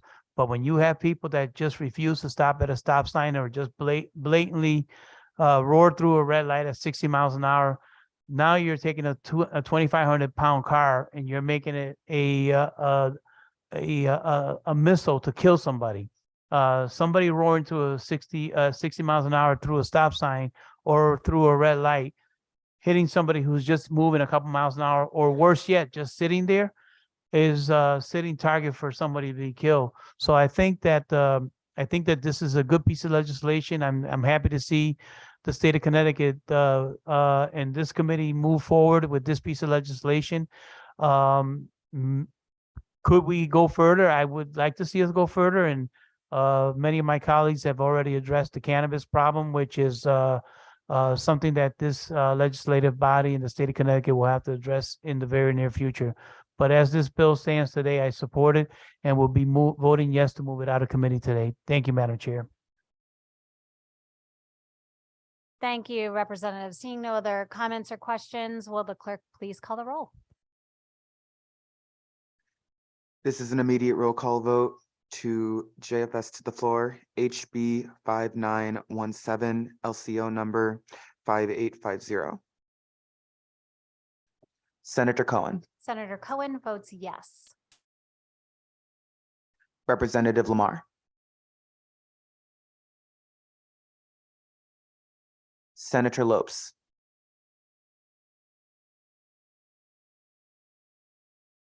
Representative Burger Javallo, Rep. Burger Javallo votes yes. Senator Wong,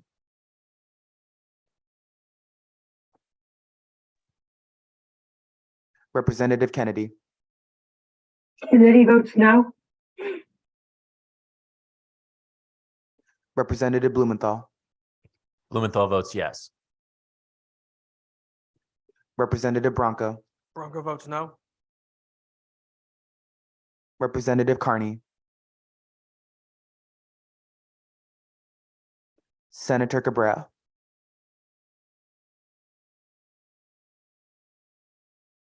Representative Chaleski, Representative Chaleski votes no.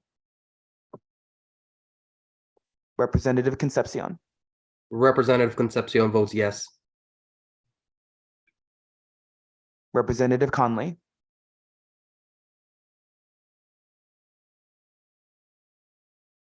Representative Dancho, Representative Dancho votes no. Representative DiCaprio, Representative DiCaprio votes no. Representative Denning,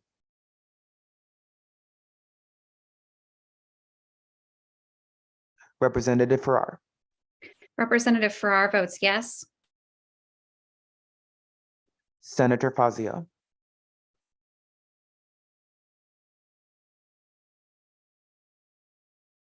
Senator Gaston, So Gaston votes yes. Representative Khanna, Representative Khanna votes yes. Representative Labriola,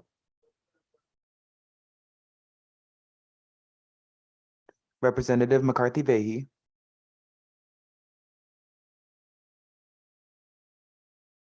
Representative Mara, Representative Mara votes no. Senator Martin,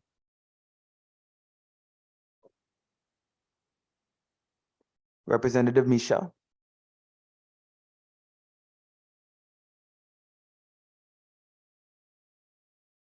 Representative Morinbello, Representative Morinbello votes yes.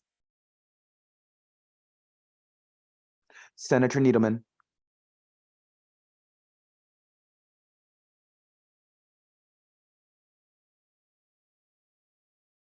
Representative O'Day, Representative O'Day votes no. Senator Austin,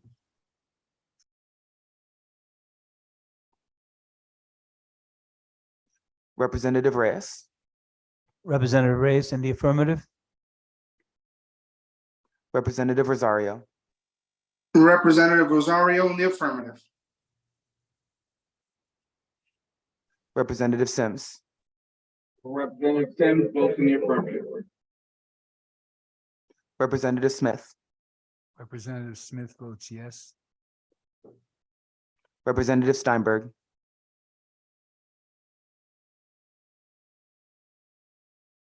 Representative Turco, Representative Turco votes yes. Representative Zalstowski. Is there anyone's names I have not called? And that is the roll, Madam Chair. Thank you, Mr. Clerk. Item number 7, HB number 6742, an act authorizing bonds of the state for commercial rail freight line improvements. The action is a JFS to finance, LCO 5485. Can I get a motion? Moved by Representative Lamar, seconded by Representative Amy Berger Javallo. I was going to just go right on to comment, but I suppose I should talk about what the bill entails here.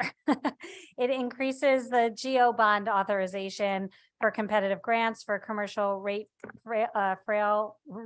freight lines. Boy, I'm having trouble today, from 17.5 million to 20 million. It also eliminates reference to an obsolete federal law because this is pertaining to GO bond authorization.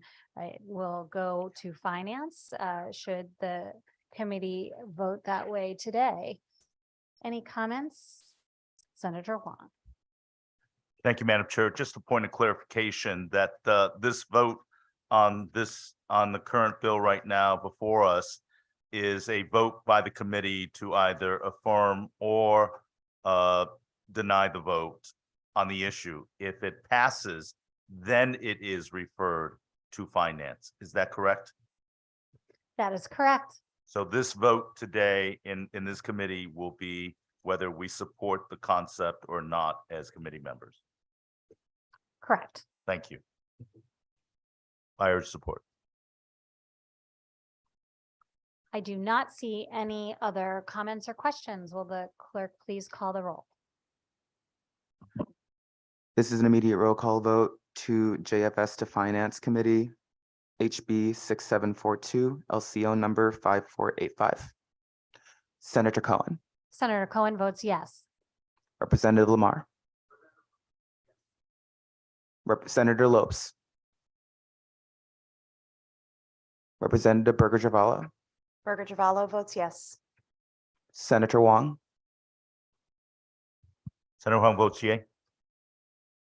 Representative Kennedy, Kennedy votes yes.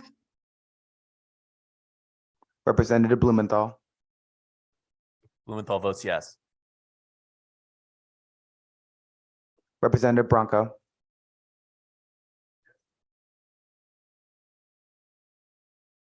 Representative Carney,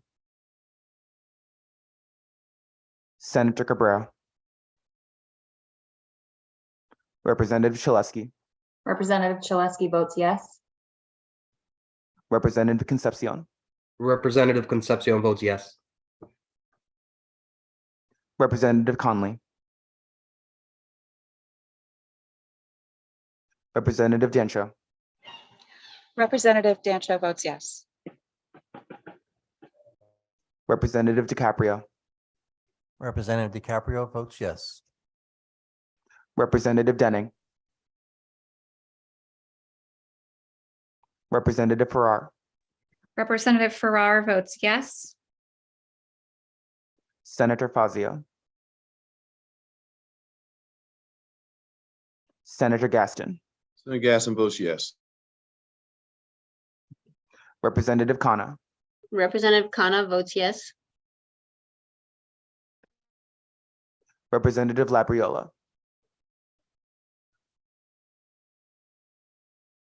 Representative McCarthy Vehi, Representative Mara, Representative Mara votes yes. Senator Martin, Representative Michelle,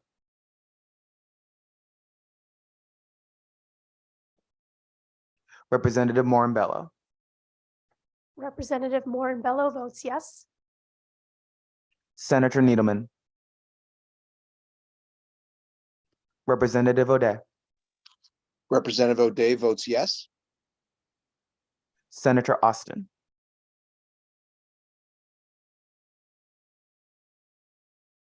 Representative Reyes,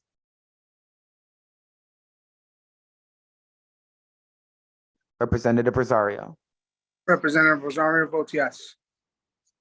Representative Sims, Representative Sims votes in the affirmative. Representative Smith, Representative Smith votes yes. Representative Steinberg, Representative Turco, Representative Turco votes yes. Representative Zalestowski. Is there anyone's names I have not called yet? And that is the roll, Madam Chair. Thank you so much, Mr. Clerk. And given the hour, it is 3:20 now. We still have several items left on our agenda. We will be holding the votes open now until 5 p.m. rather than 4 p.m. The next item on the agenda is number 8, HB number 6544, an act limiting automobile dealer conveyance fees. The action is a JF to the floor. Can I get a motion? So moved. Moved by Representative Lamar, seconded by Representative Sims. So we voted to draft this after a public hearing, voted to draft last week. We had a lot of discussion around this, trying to involve all the stakeholders. And what we have before us is what I think is fair, and hope it will drive some further discussion. Obviously willing to have those discussions. I want to thank Representative Steinberg for bringing this to the committee for discussion. Obviously, when we heard this at public hearing, we heard an act eliminating, and I probably have that title wrong, but it was to eliminate the conveyance fee. And this changes it significantly. We have a lot of states across the country that cap their dealer conveyance fees. Notably, New York is at $175. Rhode Island, I believe, is at $400. And we have research on several states across our country that have varying caps ranging from $100 to $500. And what we've learned is that these conveyance fees can be quite costly. But what we've also learned is that they're important to our dealers across the state of Connecticut. They offer a service to us. And that's why we go to our dealerships. I have a very good relationship with my car dealer, and I'm grateful for the work that they provide and the additional services that are provided. And I do want to make note that, you know, most of the dealers across the state of Connecticut operate in an above board manner. They want their customers to know exactly what they're paying and why. They're required to post signs regarding the conveyance fee. And most of our dealers do that in a very upfront way. There are some bad players out there, and we want to ensure that we're protecting consumers across the state of Connecticut. And so what we have before us today is what I think is, like I said, a happy medium here. It would limit the amount a dealer may charge for a dealer conveyance fee or processing fee when selling or leasing a motor vehicle to 1% of the vehicle's sale price. And so, you know, obviously, if the car is over $50,000, you're going to pay more than $500 in conveyance fees. If it's under that, you'll pay less. And if it's $40,000, it's $400. $30,000, you know, $300, so on and so forth. You get the idea. But what this does will help consumers who potentially are low income or are purchasing a vehicle of a lesser price, prevent them from having to pay an $800 conveyance fee. Yes, those do exist in Connecticut. And but it allows the dealers to recoup some of the costs involved with the services that they do provide. So again, that's where we're at with this today. I'm happy to take any comments or questions from committee members. Representative Lamar. Thank you, Madam Chair. Madam Chair, this is another one of those issues that was brought to us in a proposed bill format. We had a really robust hearing and understanding of what was happening sort of in the field and on the ground in many of our dealerships, and how a lot of consumers felt that this area was perhaps getting a little too expensive and demanded some oversight and regulation from the state. And we had a chance to look at it with the help and support of our nonpartisan staff, what actually happens in other states. Using the examples that we saw from around the country, we felt it was appropriate for the state of Connecticut to step in and say, conveyance fees are fine and appropriate in many circumstances, but the rate with which some customers are being charged seemed a little exorbitant. And While it is clear that the regulations currently state that these fees must be disclosed and transparent, a lot of customers don't recognize that they are negotiable. And a lot of folks were getting stuck buying a $15,000 vehicle and then having a $500, $600, $700 conveyance fee. And if they'd understood that conveyance fee in advance of walking into that dealership, they would have been able to understand the price discrepancies for a similar vehicle in another location. This provides some cost certainty, both to customers, but also to dealerships. It establishes a 1% threshold, which, given the average cost of the motor vehicle sale in the state of Connecticut this past year, would reflect over $400 average conveyance fee for dealerships, which is right in line with our most recent data, which suggests that's about the average price that dealerships are charging. So I think this approach solves the concern for many customers who recognize an inequity in the system, but also provides the revenues necessary for our dealerships to provide the many valuable services that they provide. We will continue to take feedback on this issue, of course, moving forward, but I'm very appreciative of all the support and information that we've gotten today. Thank you. Thank you, Mr. Co-Chair. Representative Kennedy.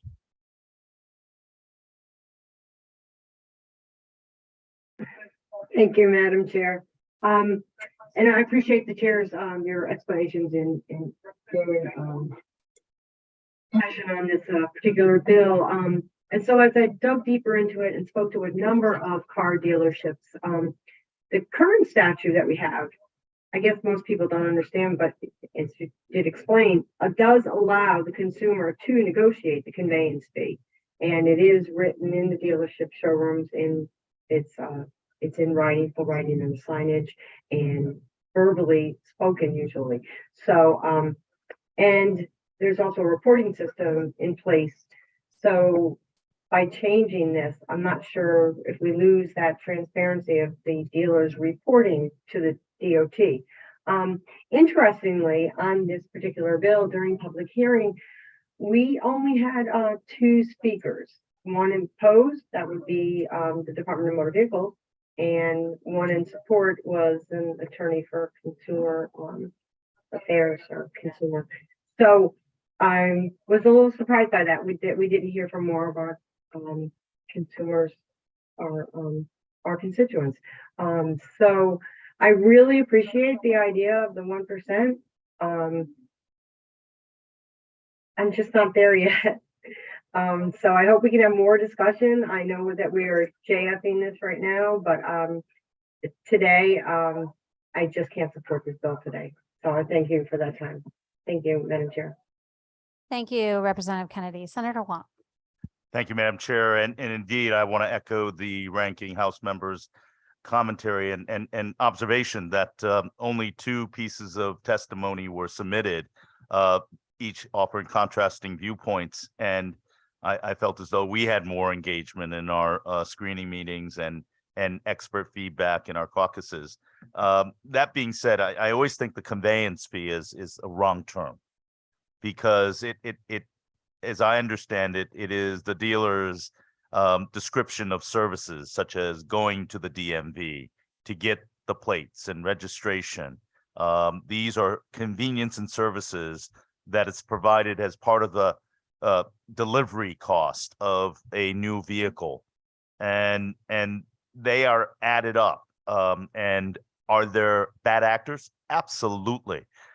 Some people have been taken advantage of, lack of real explanation. And in fact, in 2015, then ranking member, who is also a member right now in our Transportation Committee, Senator Martin, and then former chair Carlos Leone, addressed this issue, and a resolution was crafted where there was a requirement for prominent display of fees and a disclosure necessary, and a clear red line lettering that says these fees are negotiable. Now, granted, some dealers don't mention it, but it was part of the agreement that was made in 2015. So when I look at some of the egregious behavior and bad actors, the law is there. the disclosure and transparency and an explanation of these terms and costs, which vary from different region to region, different dealers, different cars, depending on what is in demand versus what's the standard market rate. It's a natural market force, and it's supply and demand. What we're looking here is saying a 1%, and I understand the rationale to that, but we don't take account the wide variances of cost and supply and demand marketplace. Again, I want to repeat, are there bad actors? Absolutely. But the statute and some of the intent and language was put in 2015 that would work in transparency, that would work in protecting consumers. And I think greater awareness, greater education in regards to the current statute may be the best way to go. So in that case, I would defer, and I reread the statute that was passed through as a conciliatory agreement in 2015. I think we should go back to it, raise greater awareness, greater education, weed out the bad actors. I don't think we need a legislation at this time to impose a 1% limitation on how dealers can do business based upon different market and supply and demand conditions. So thank you for the consideration, ma'am. Thank you, Senator Wong. Representative O'Day. Thank you very much, Madam Chair. I would echo the comments of the ranking members. Although I have an amendment drafted, I'm not going to ask for it to be voted on. Just hopefully when this presumably gets out, we can talk about exempting the conveyance fees from sales tax as a compromise. You know, everybody in Connecticut is faced with a lot of taxes and a high tax burden, the number one in the country when you include cost of living. So exempting the conveyance fees from sales tax would be a way to kind of blunt any increase or frankly, any amount of the conveyance fee. So that's something that hopefully I can talk to the proponents about and when the bill moves forward. Thank you very much, Madam Chair. Thank you, Representative O'Day. Our Vice Chair, Representative Amy Berger-Javallo. Thank you so much, Madam Chair, and thank you both chairs for expressing what we all were trying to understand from the beginning. It is very clear to me that this was introduced as a good faith method in trying to address consumer protection.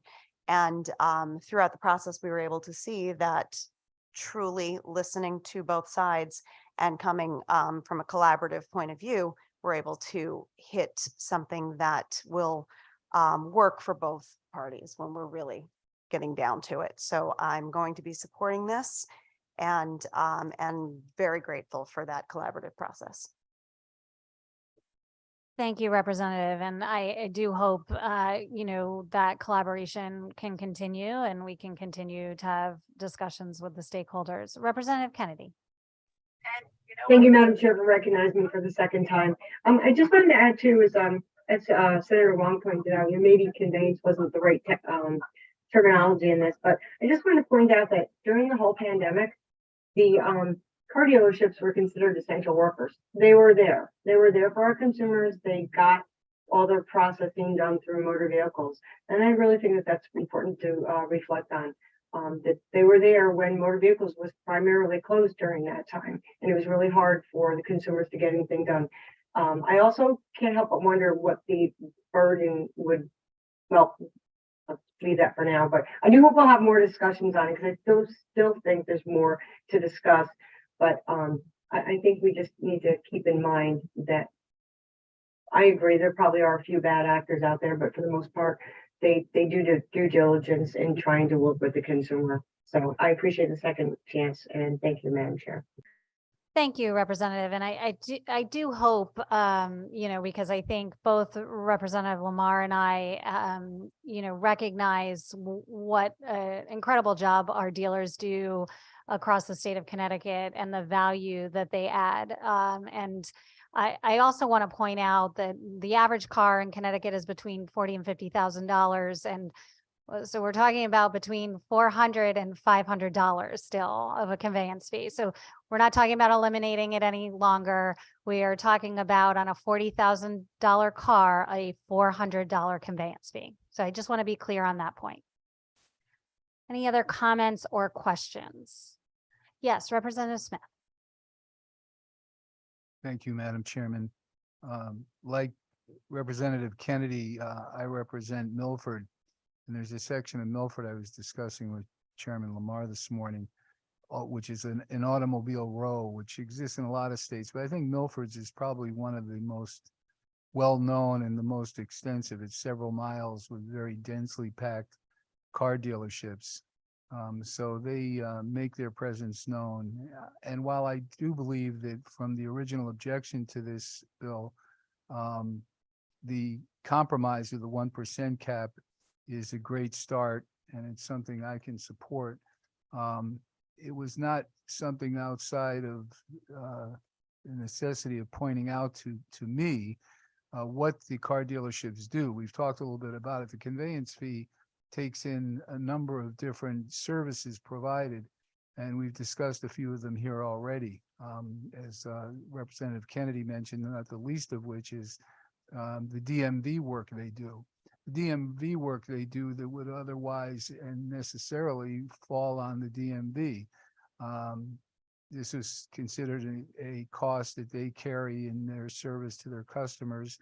Looking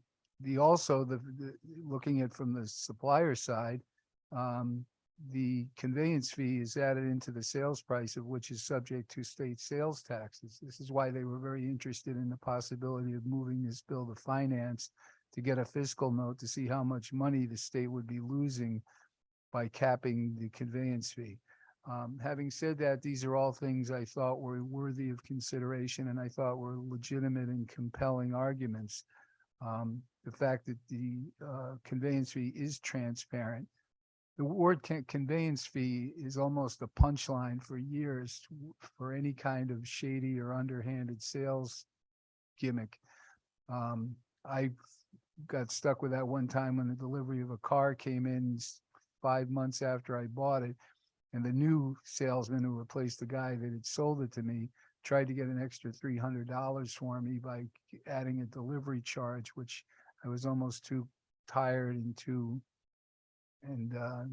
disinterested to argue about it. But it is something that is real, and we said there are bad actors here. I do believe that this particular compromise is a good one. I think it should satisfy everyone, but I did get an education in this case on the importance of some of these things, not the least of which also is the things that the dealers do. They are immediate. I got into my car last night and discovered that the ignition had been broken off. My wife has a Kia Sportage, and apparently these are in high demand among car thieves because they're able to have the ignition wired. They didn't get away with the car, but it's something that in ordinary situations dealing with a national manufacturer, I called the dealership and this morning within an hour or so, they made arrangements to come get the car and to do the repairs. So I do value what the dealerships do. They're a very strong economic as well as a social center around a lot of communities. They do a lot of good work. And I'm glad that we've made some compromises, but I'd like to see some further consideration of this bill as it moves forward from committee. Thanks, Madam Chairman. Thank you, Representative. Any other comments or questions from the committee? Seeing none, will the clerk please call the roll? This is an immediate roll call vote to JF to the floor, HB 6544. Senator Cohen, Senator Cohen votes yes. Representative Lamar, Senator Lopes, Representative Burger Javallo, Burger Javallo votes yes. Senator Wong, Senator Huang, no. Representative Kennedy, Kennedy votes no. Representative Blumenthal, Blumenthal votes yes. Representative Bronco, Bronco votes no. Representative Carney, Representative Carney votes no. Senator Cabrera, Representative Chaleski, Representative Chaleski votes no. Representative Concepcion, Representative Concepcion votes no.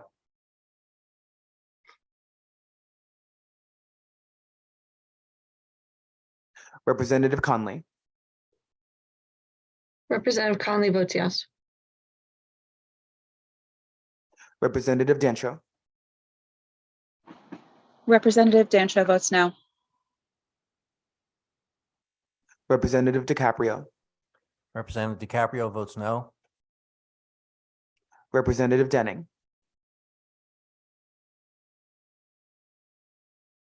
Representative Farrar, Representative Farrar votes yes. Senator Fazio, Senator Gaston, Senator Gaston votes yes. Representative Khanna, Representative Khanna votes yes. Representative Labriola, Representative McCarthy Vehy,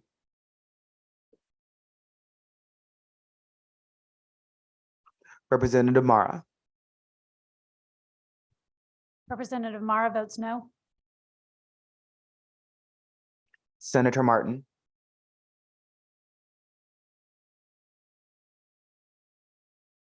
Representative Michelle,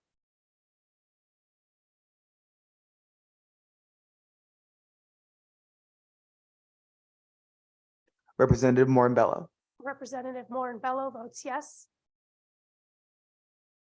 Senator Needleman, Representative O'Day,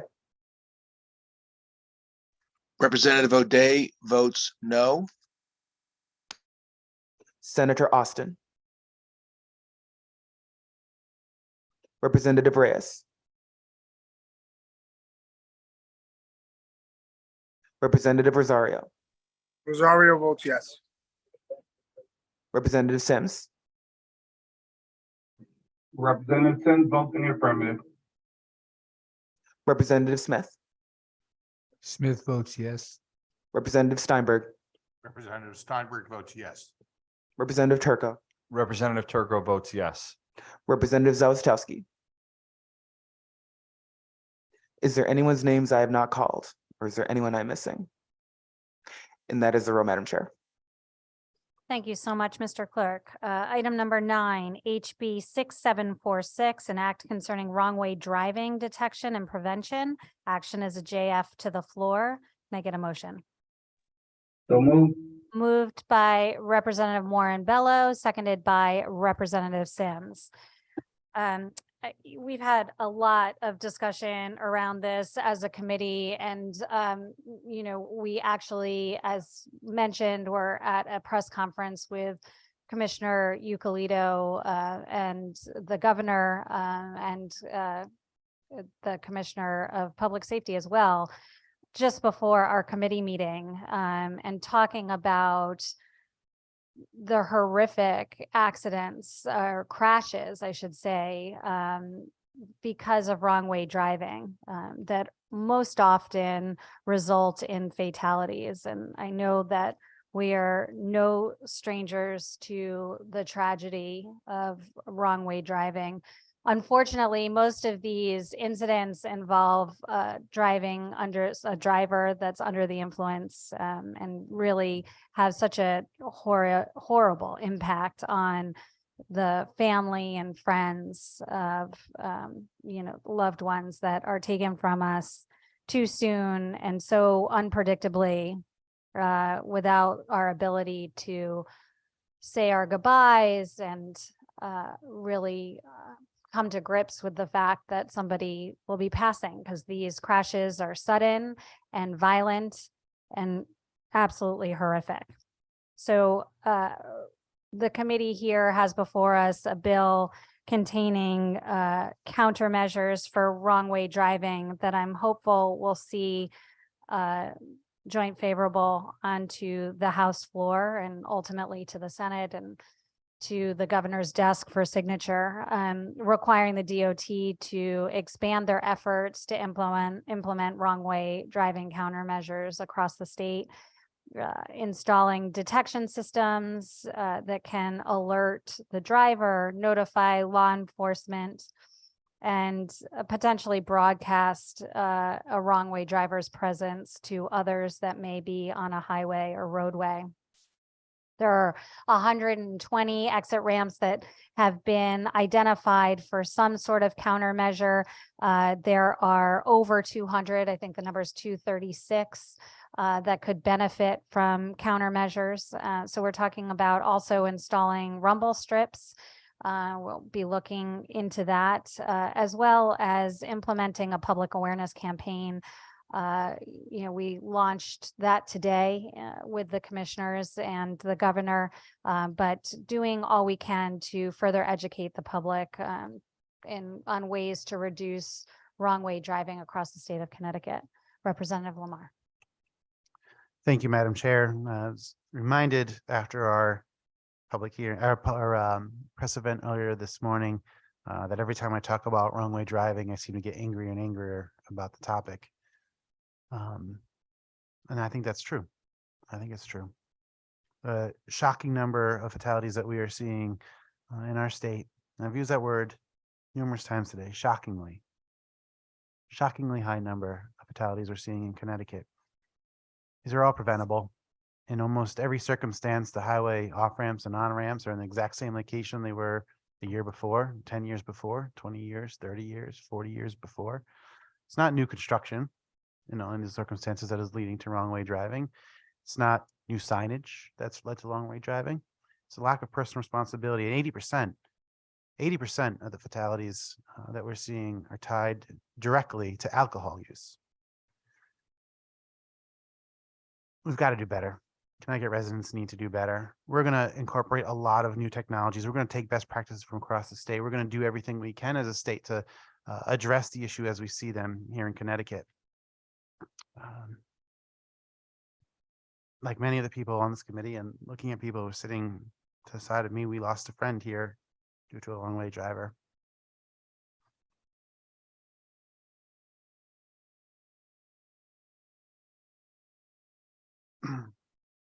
And we're in a position now to address what we see as a growing problem across the state of Connecticut. I'm glad we're taking these actions. There's still a lot more to do, and I look forward to working with my colleagues to get to that point. Thank you.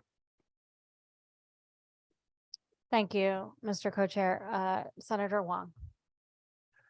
Thank you, Madam Chair, and thank you, Chairman Lamar. At the beginning of this session, we had a wide array of bills proposed by many of our colleagues as a reaction to the loss of a beloved colleague. And so on this issue of wrong way driving, as a committee leadership, we screened and reviewed a multitude of bills. And through our efforts and public hearing and feedback, we were able to craft this bill with some definitive measures at prevention. And I think it was in concert in looking at the 80% impairment of addressing it on a blood alcohol level. And I think that was an integral part leading to my support of that bill. But I also raised the caution that we have now marijuana into the equation. And I know many of our colleagues have pointed that out, and that is an equally alarming concern that has yet to been documented. But this is something we're doing right now. Rumble strips, awareness and education. In fact, it was interesting. The press conference today, I'm appreciative to be a part of it, but they weren't even aware we were raising this bill. So we as a state are fully conscious that we have to do something. And this is a great start. And it's a reflection of people wanting traffic safety, doing little things that we can make a difference on the road.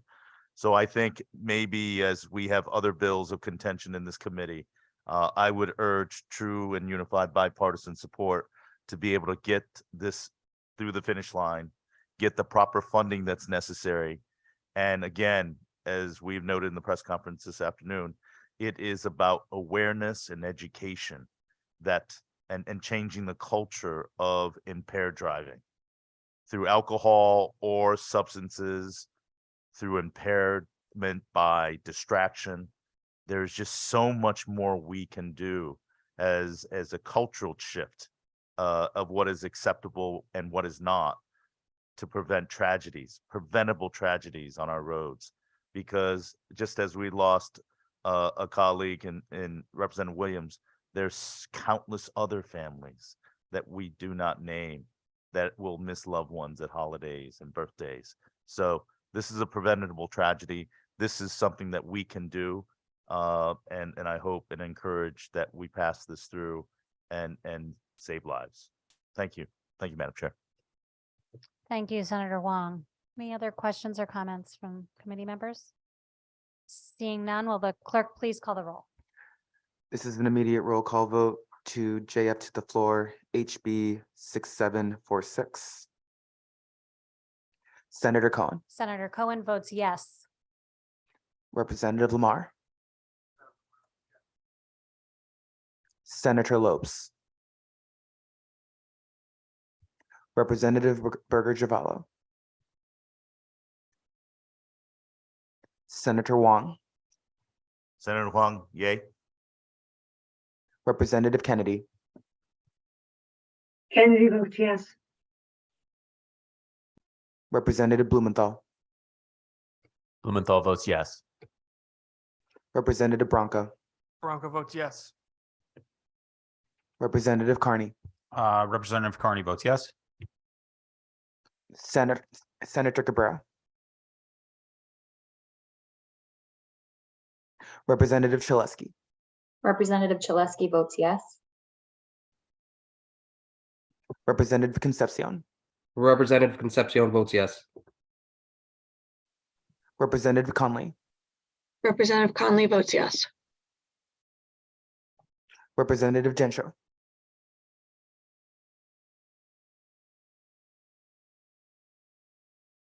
Representative DiCaprio. Representative DiCaprio votes yes. Representative Denning. Representative Denning votes yes. Representative Farrar. Representative Farrar votes yes. Senator Fazio. Senator Gaston. Senator Gaston votes yes. Thank you. Thank you, Madam Chair. Representative Khanna. Representative Khanna votes yes. Representative Labriola. Representative McCarthy Vehi. Representative Mara. Representative Mara votes yes. Senator Martin.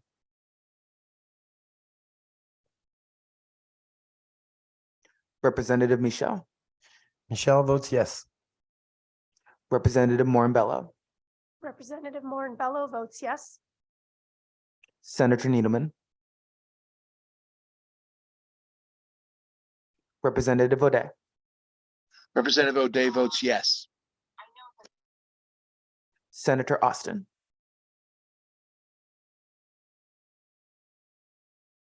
Representative Reyes. Representative Rosario. Rosario votes yes. Representative Sims. Representative Sims votes in the affirmative. Representative Smith. Representative Smith votes yes. Representative Steinberg. Representative Steinberg votes yes. Representative Turco. Representative Turco votes yes. Representative Zalestowski. Is there anyone's name who I have not called? And that is the roll, Madam Chair. Thank you, Mr. Clerk.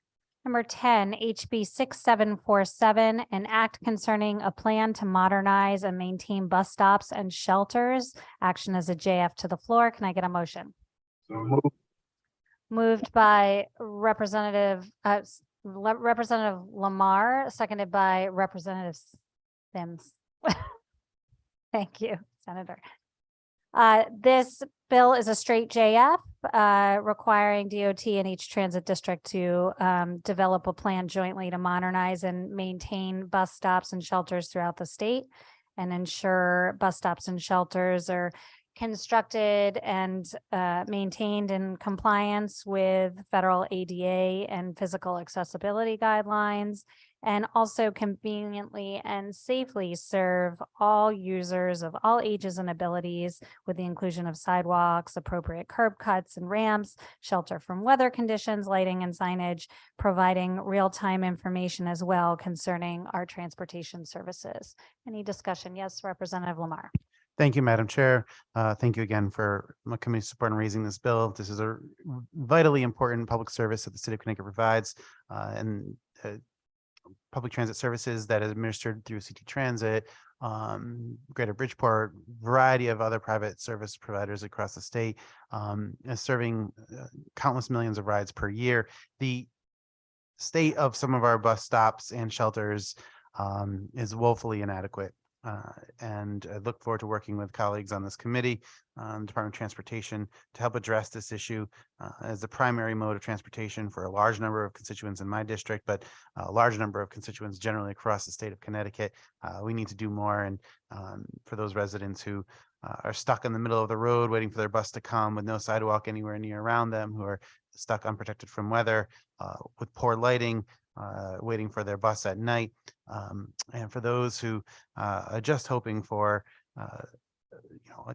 occasional shoveling out after a snowstorm as they wait for the next bus to come by. This bill is intended to rectify all of those issues, and hopefully we can get cooperation from the Department of Transportation and our providers to enhance public bus service throughout the state of Connecticut. Thank you, Madam. Thank you, Senator Wong. Thank you, Madam Chair. And I appreciate and acknowledge the statements made by Chairman Lamar, because it is absolutely essential. People who need to take buses as part of the find a mile transportation or to get to work have found, and I've gotten feedback that some of those waiting stations have deplorable conditions. They're not safe, and it is a critical need to address it. I urge support of this, but I would put caution and ask for further evaluation, because the concern was raised by the Department of Transportation as to the feasibility and cost. Ultimately, the bigger question would be, who would be bearing the cost of this? Would it be the local municipality, or it would be the DOT? That question has not been determined. And until we do that, I would urge that it continues to be a work in progress. The goal is noble, the intention is real, but nevertheless, I'm a yes, with the condition that this is a continual work in progress to account for who is ultimately going to be responsible for paying for it. Thank you, Madam Chair. Thank you, Senator Wong. And I think important to note that, important to note also that this is about establishing a plan prior to implementation. So we need to see what those plans look like from DOT and the various municipalities. Representative Kennedy. Thank you, Madam Chair, and it's been a long day, so I'll be brief. I would echo the comments of the good ranking member and the chairs.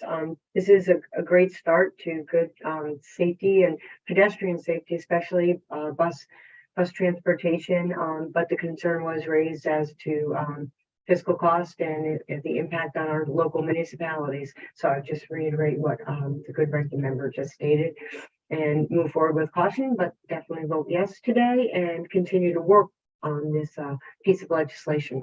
Thank you, Madam Chair. Appreciate that, Representative. Representative Rosario. Thank you, Madam Chair. I want to thank everybody for working on this. I know DOT, I do want to flag as a concern. I know in many other urban centers, I know our friends in the north here in Springfield, some of these new bus stops, some of the designs were made to curb homelessness, and some of the seats were slanted, and you had a lot of people that, work on their feet all day and they take the bus at the end of their shift and they don't really have the ability to sit down. So I hope that when they take to account the designs of these stations and shelters, that they make sure that we have, we're mindful of our workers that are, after a long, hard day of work, they're able to sit down and wait for the bus, as opposed to a design that may have an unintended consequence to curb homelessness, but is also hurting some of our folks that take that public transportation. Thank you. Thank you, Representative. Any other comments or questions? Seeing none, will the clerk please call the roll? This is an immediate roll call vote to J up to the floor, HB 6747. Senator Cohen, Senator Cohen votes yes. Representative Lamar, Representative Lamar votes yes. Senator Lopes, Representative Burger Javala, Burger Javala votes yes. Senator Wong, Senator Huang, yay. Representative Kennedy, Kennedy votes yes. Representative Blumenthal, Representative Bronco, Bronco votes yes. Representative Carney, Representative Carney votes yes. Senator Cabrera, Representative Chaleski, Representative Chaleski votes yes. Representative Concepcion, Representative Concepcion votes yes. Representative Conley. Conley votes yes. I'm sorry, Representative, I didn't see your face. Can you please repeat your vote, please? Representative Conley votes yes. Thank you, Representative. Representative Genshaw. Representative DiCaprio. Representative DiCaprio votes yes. Representative Denning. Representative Denning votes yes. Representative Farrar. Representative Farrar votes yes. Senator Pazio. Senator Gaston. Senator Gaston votes yes. Representative Khanna. Representative Khanna votes yes. Representative Labriola. Representative McCarthy Vehy. Representative McCarthy Vehy votes yes. Representative Mara. Representative Mara votes yes. Senator Martin. Representative Michelle. Representative Morinbello. Representative Morinbello votes yes. Senator Needleman. Representative O'Day. Representative O'Day votes yes. Senator Austin. Representative Reyes. Representative Rosario. Rosario votes in the affirmative. Representative Sims. Representative Sims votes in the affirmative. Representative Smith. Representative Smith votes yes. Representative Steinberg. Representative Turco. Representative Turco votes yes. Representative Zalestowski. Is there anyone's names who I have not called? And that is the rule, Madam Chair. Thank you, Mr. Clerk. And just a reminder that votes will be held open until 5 p.m. today. Item number, Roman numeral number 4 on our agenda is the announcement of the time and date of our next meeting, which we do not yet have, but everybody keep an eye on their inboxes because I'm sure that will be forthcoming early next week. And the committee stands in recess. Thank you, everybody. Thank you.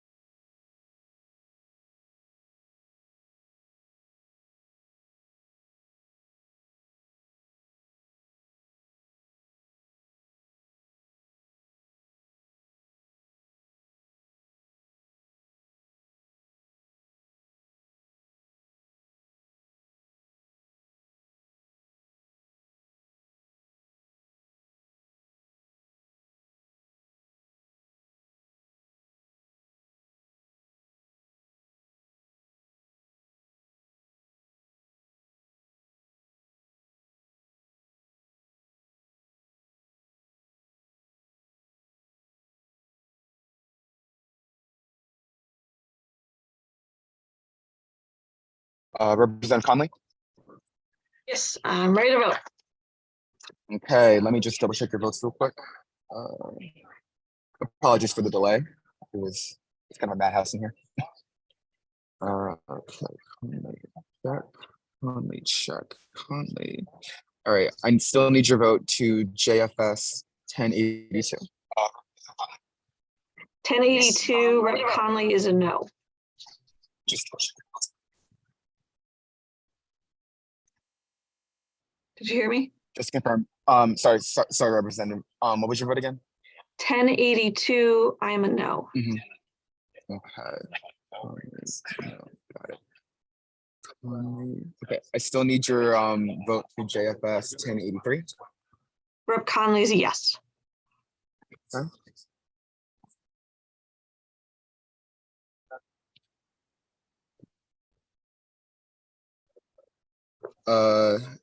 Item number 5, JF 5503. Rep. Conley is a yes.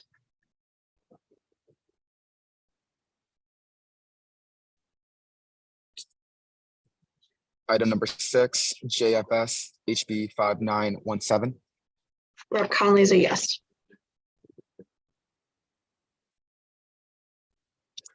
Item number 7, JFS to Finance 6742.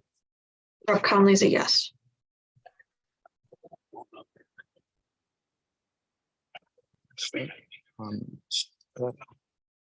Conley, check. You are all set, Representative. Thank you. Have a good day. You're welcome. You're welcome.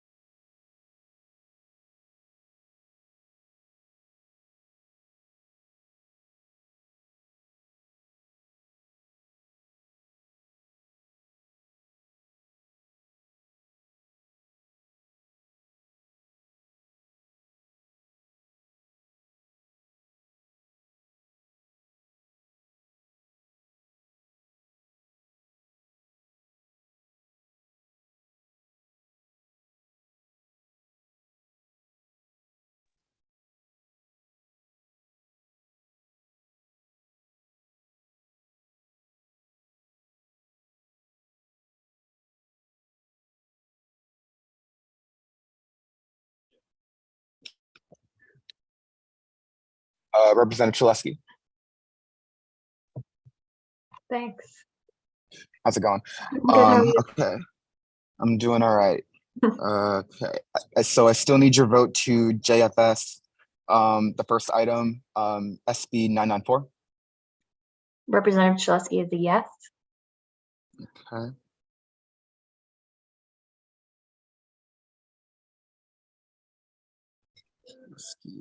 Second item, JFS SB 1081. Representative Chalesky is a yes.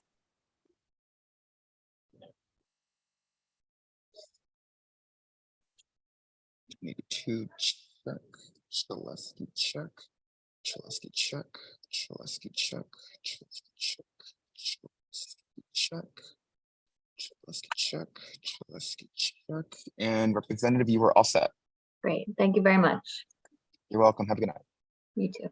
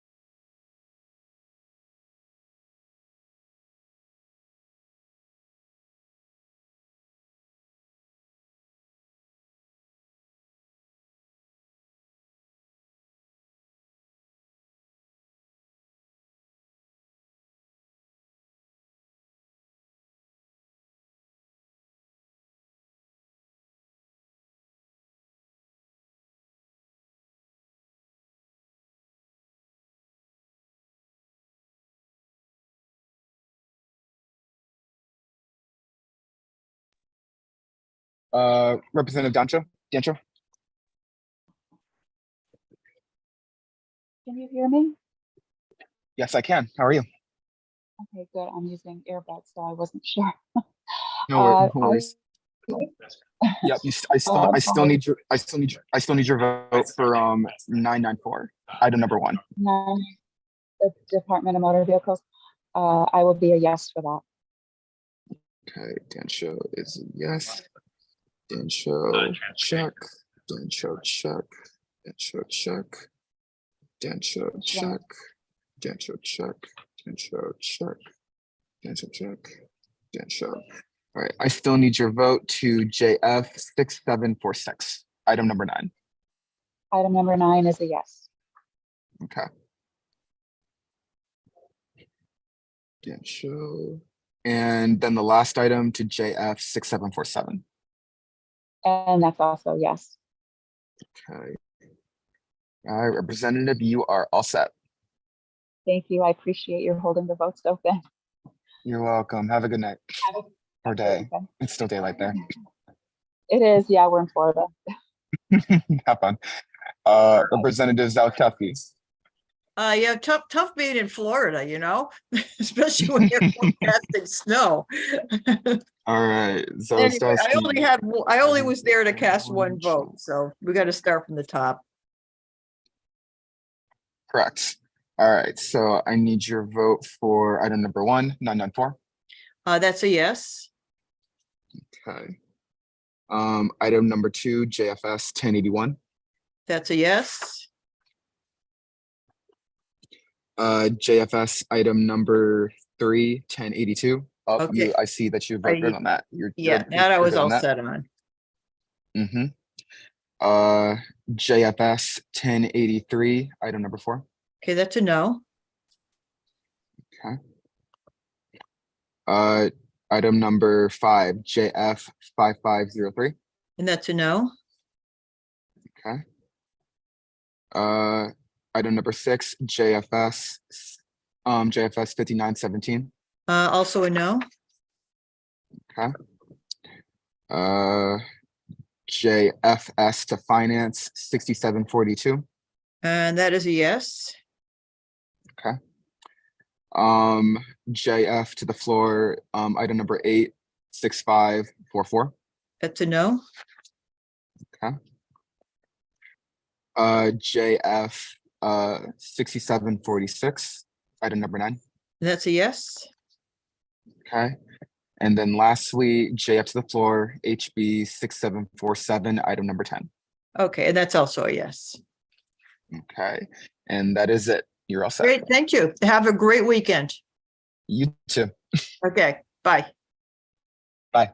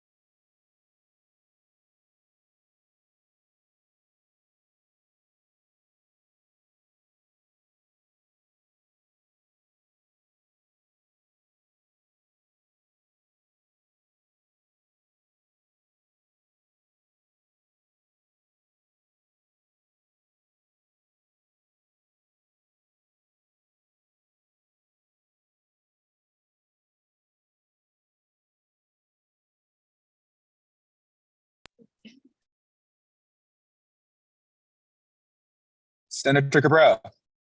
How are you? I'm good. How are you? I'm good. Thanks for hanging out. All right. All right. So I need your votes for everything. All Okay. right. So first item was item number 1, JFS SB 994. Senator Cabrera votes yes. Okay. Second item is to JFS to the floor, SB 1081. Senator Cabrera votes yes. Okay. Third item is to JFS SB 1082. Senator Cabrera votes yes. Okay. Senator Cabrera votes yes. Thank you. Mhm. Yes, check. All right, item number 4 is to JFS SB 1083. Senator Cabrera votes yes. Senator Thank you. Cabrera votes yes. Thank you. And then next, fifth item is to JF HB 5503. Senator Cabrera votes yes. Cabrera, yes, got it. Thank you. Sixth item is to JFS HB 5917. Senator Cabrera votes yes. Okay. Then seventh item is to JFS to finance HB 6742.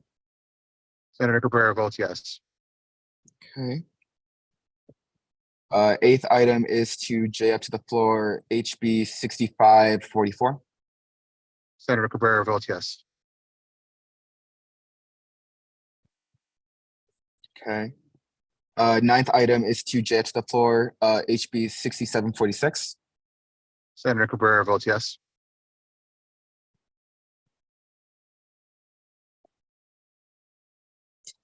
And then the last item, item number 10, is to JF to the floor HB 6747. Senator Cabrera votes yes. Okay, got it. And Senator, you are all set. Thank you, Mr. Clerk. Have a great weekend. You too. Take care.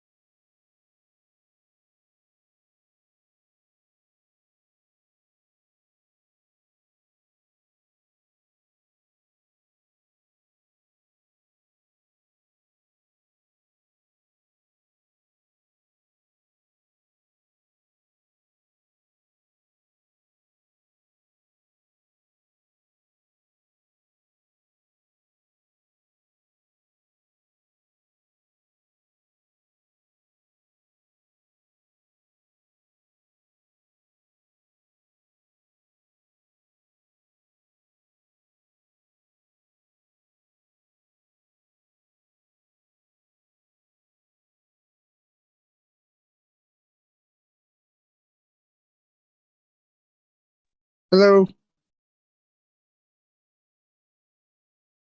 Hello?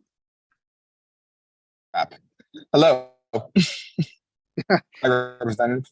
How are you? All right, I yeah. was on here, but then I don't know, and nobody was on, but I voted in the affirmative. Okay, for SB 994, item number 1. I voted in the affirmative. Rosario Okay. votes in the affirmative. All right, Representative, you are all set. Thank you. Thank you so much, and sorry I have to wait to the 25th hour. No worries. No worries. All right, have a good day. Thank you. All right.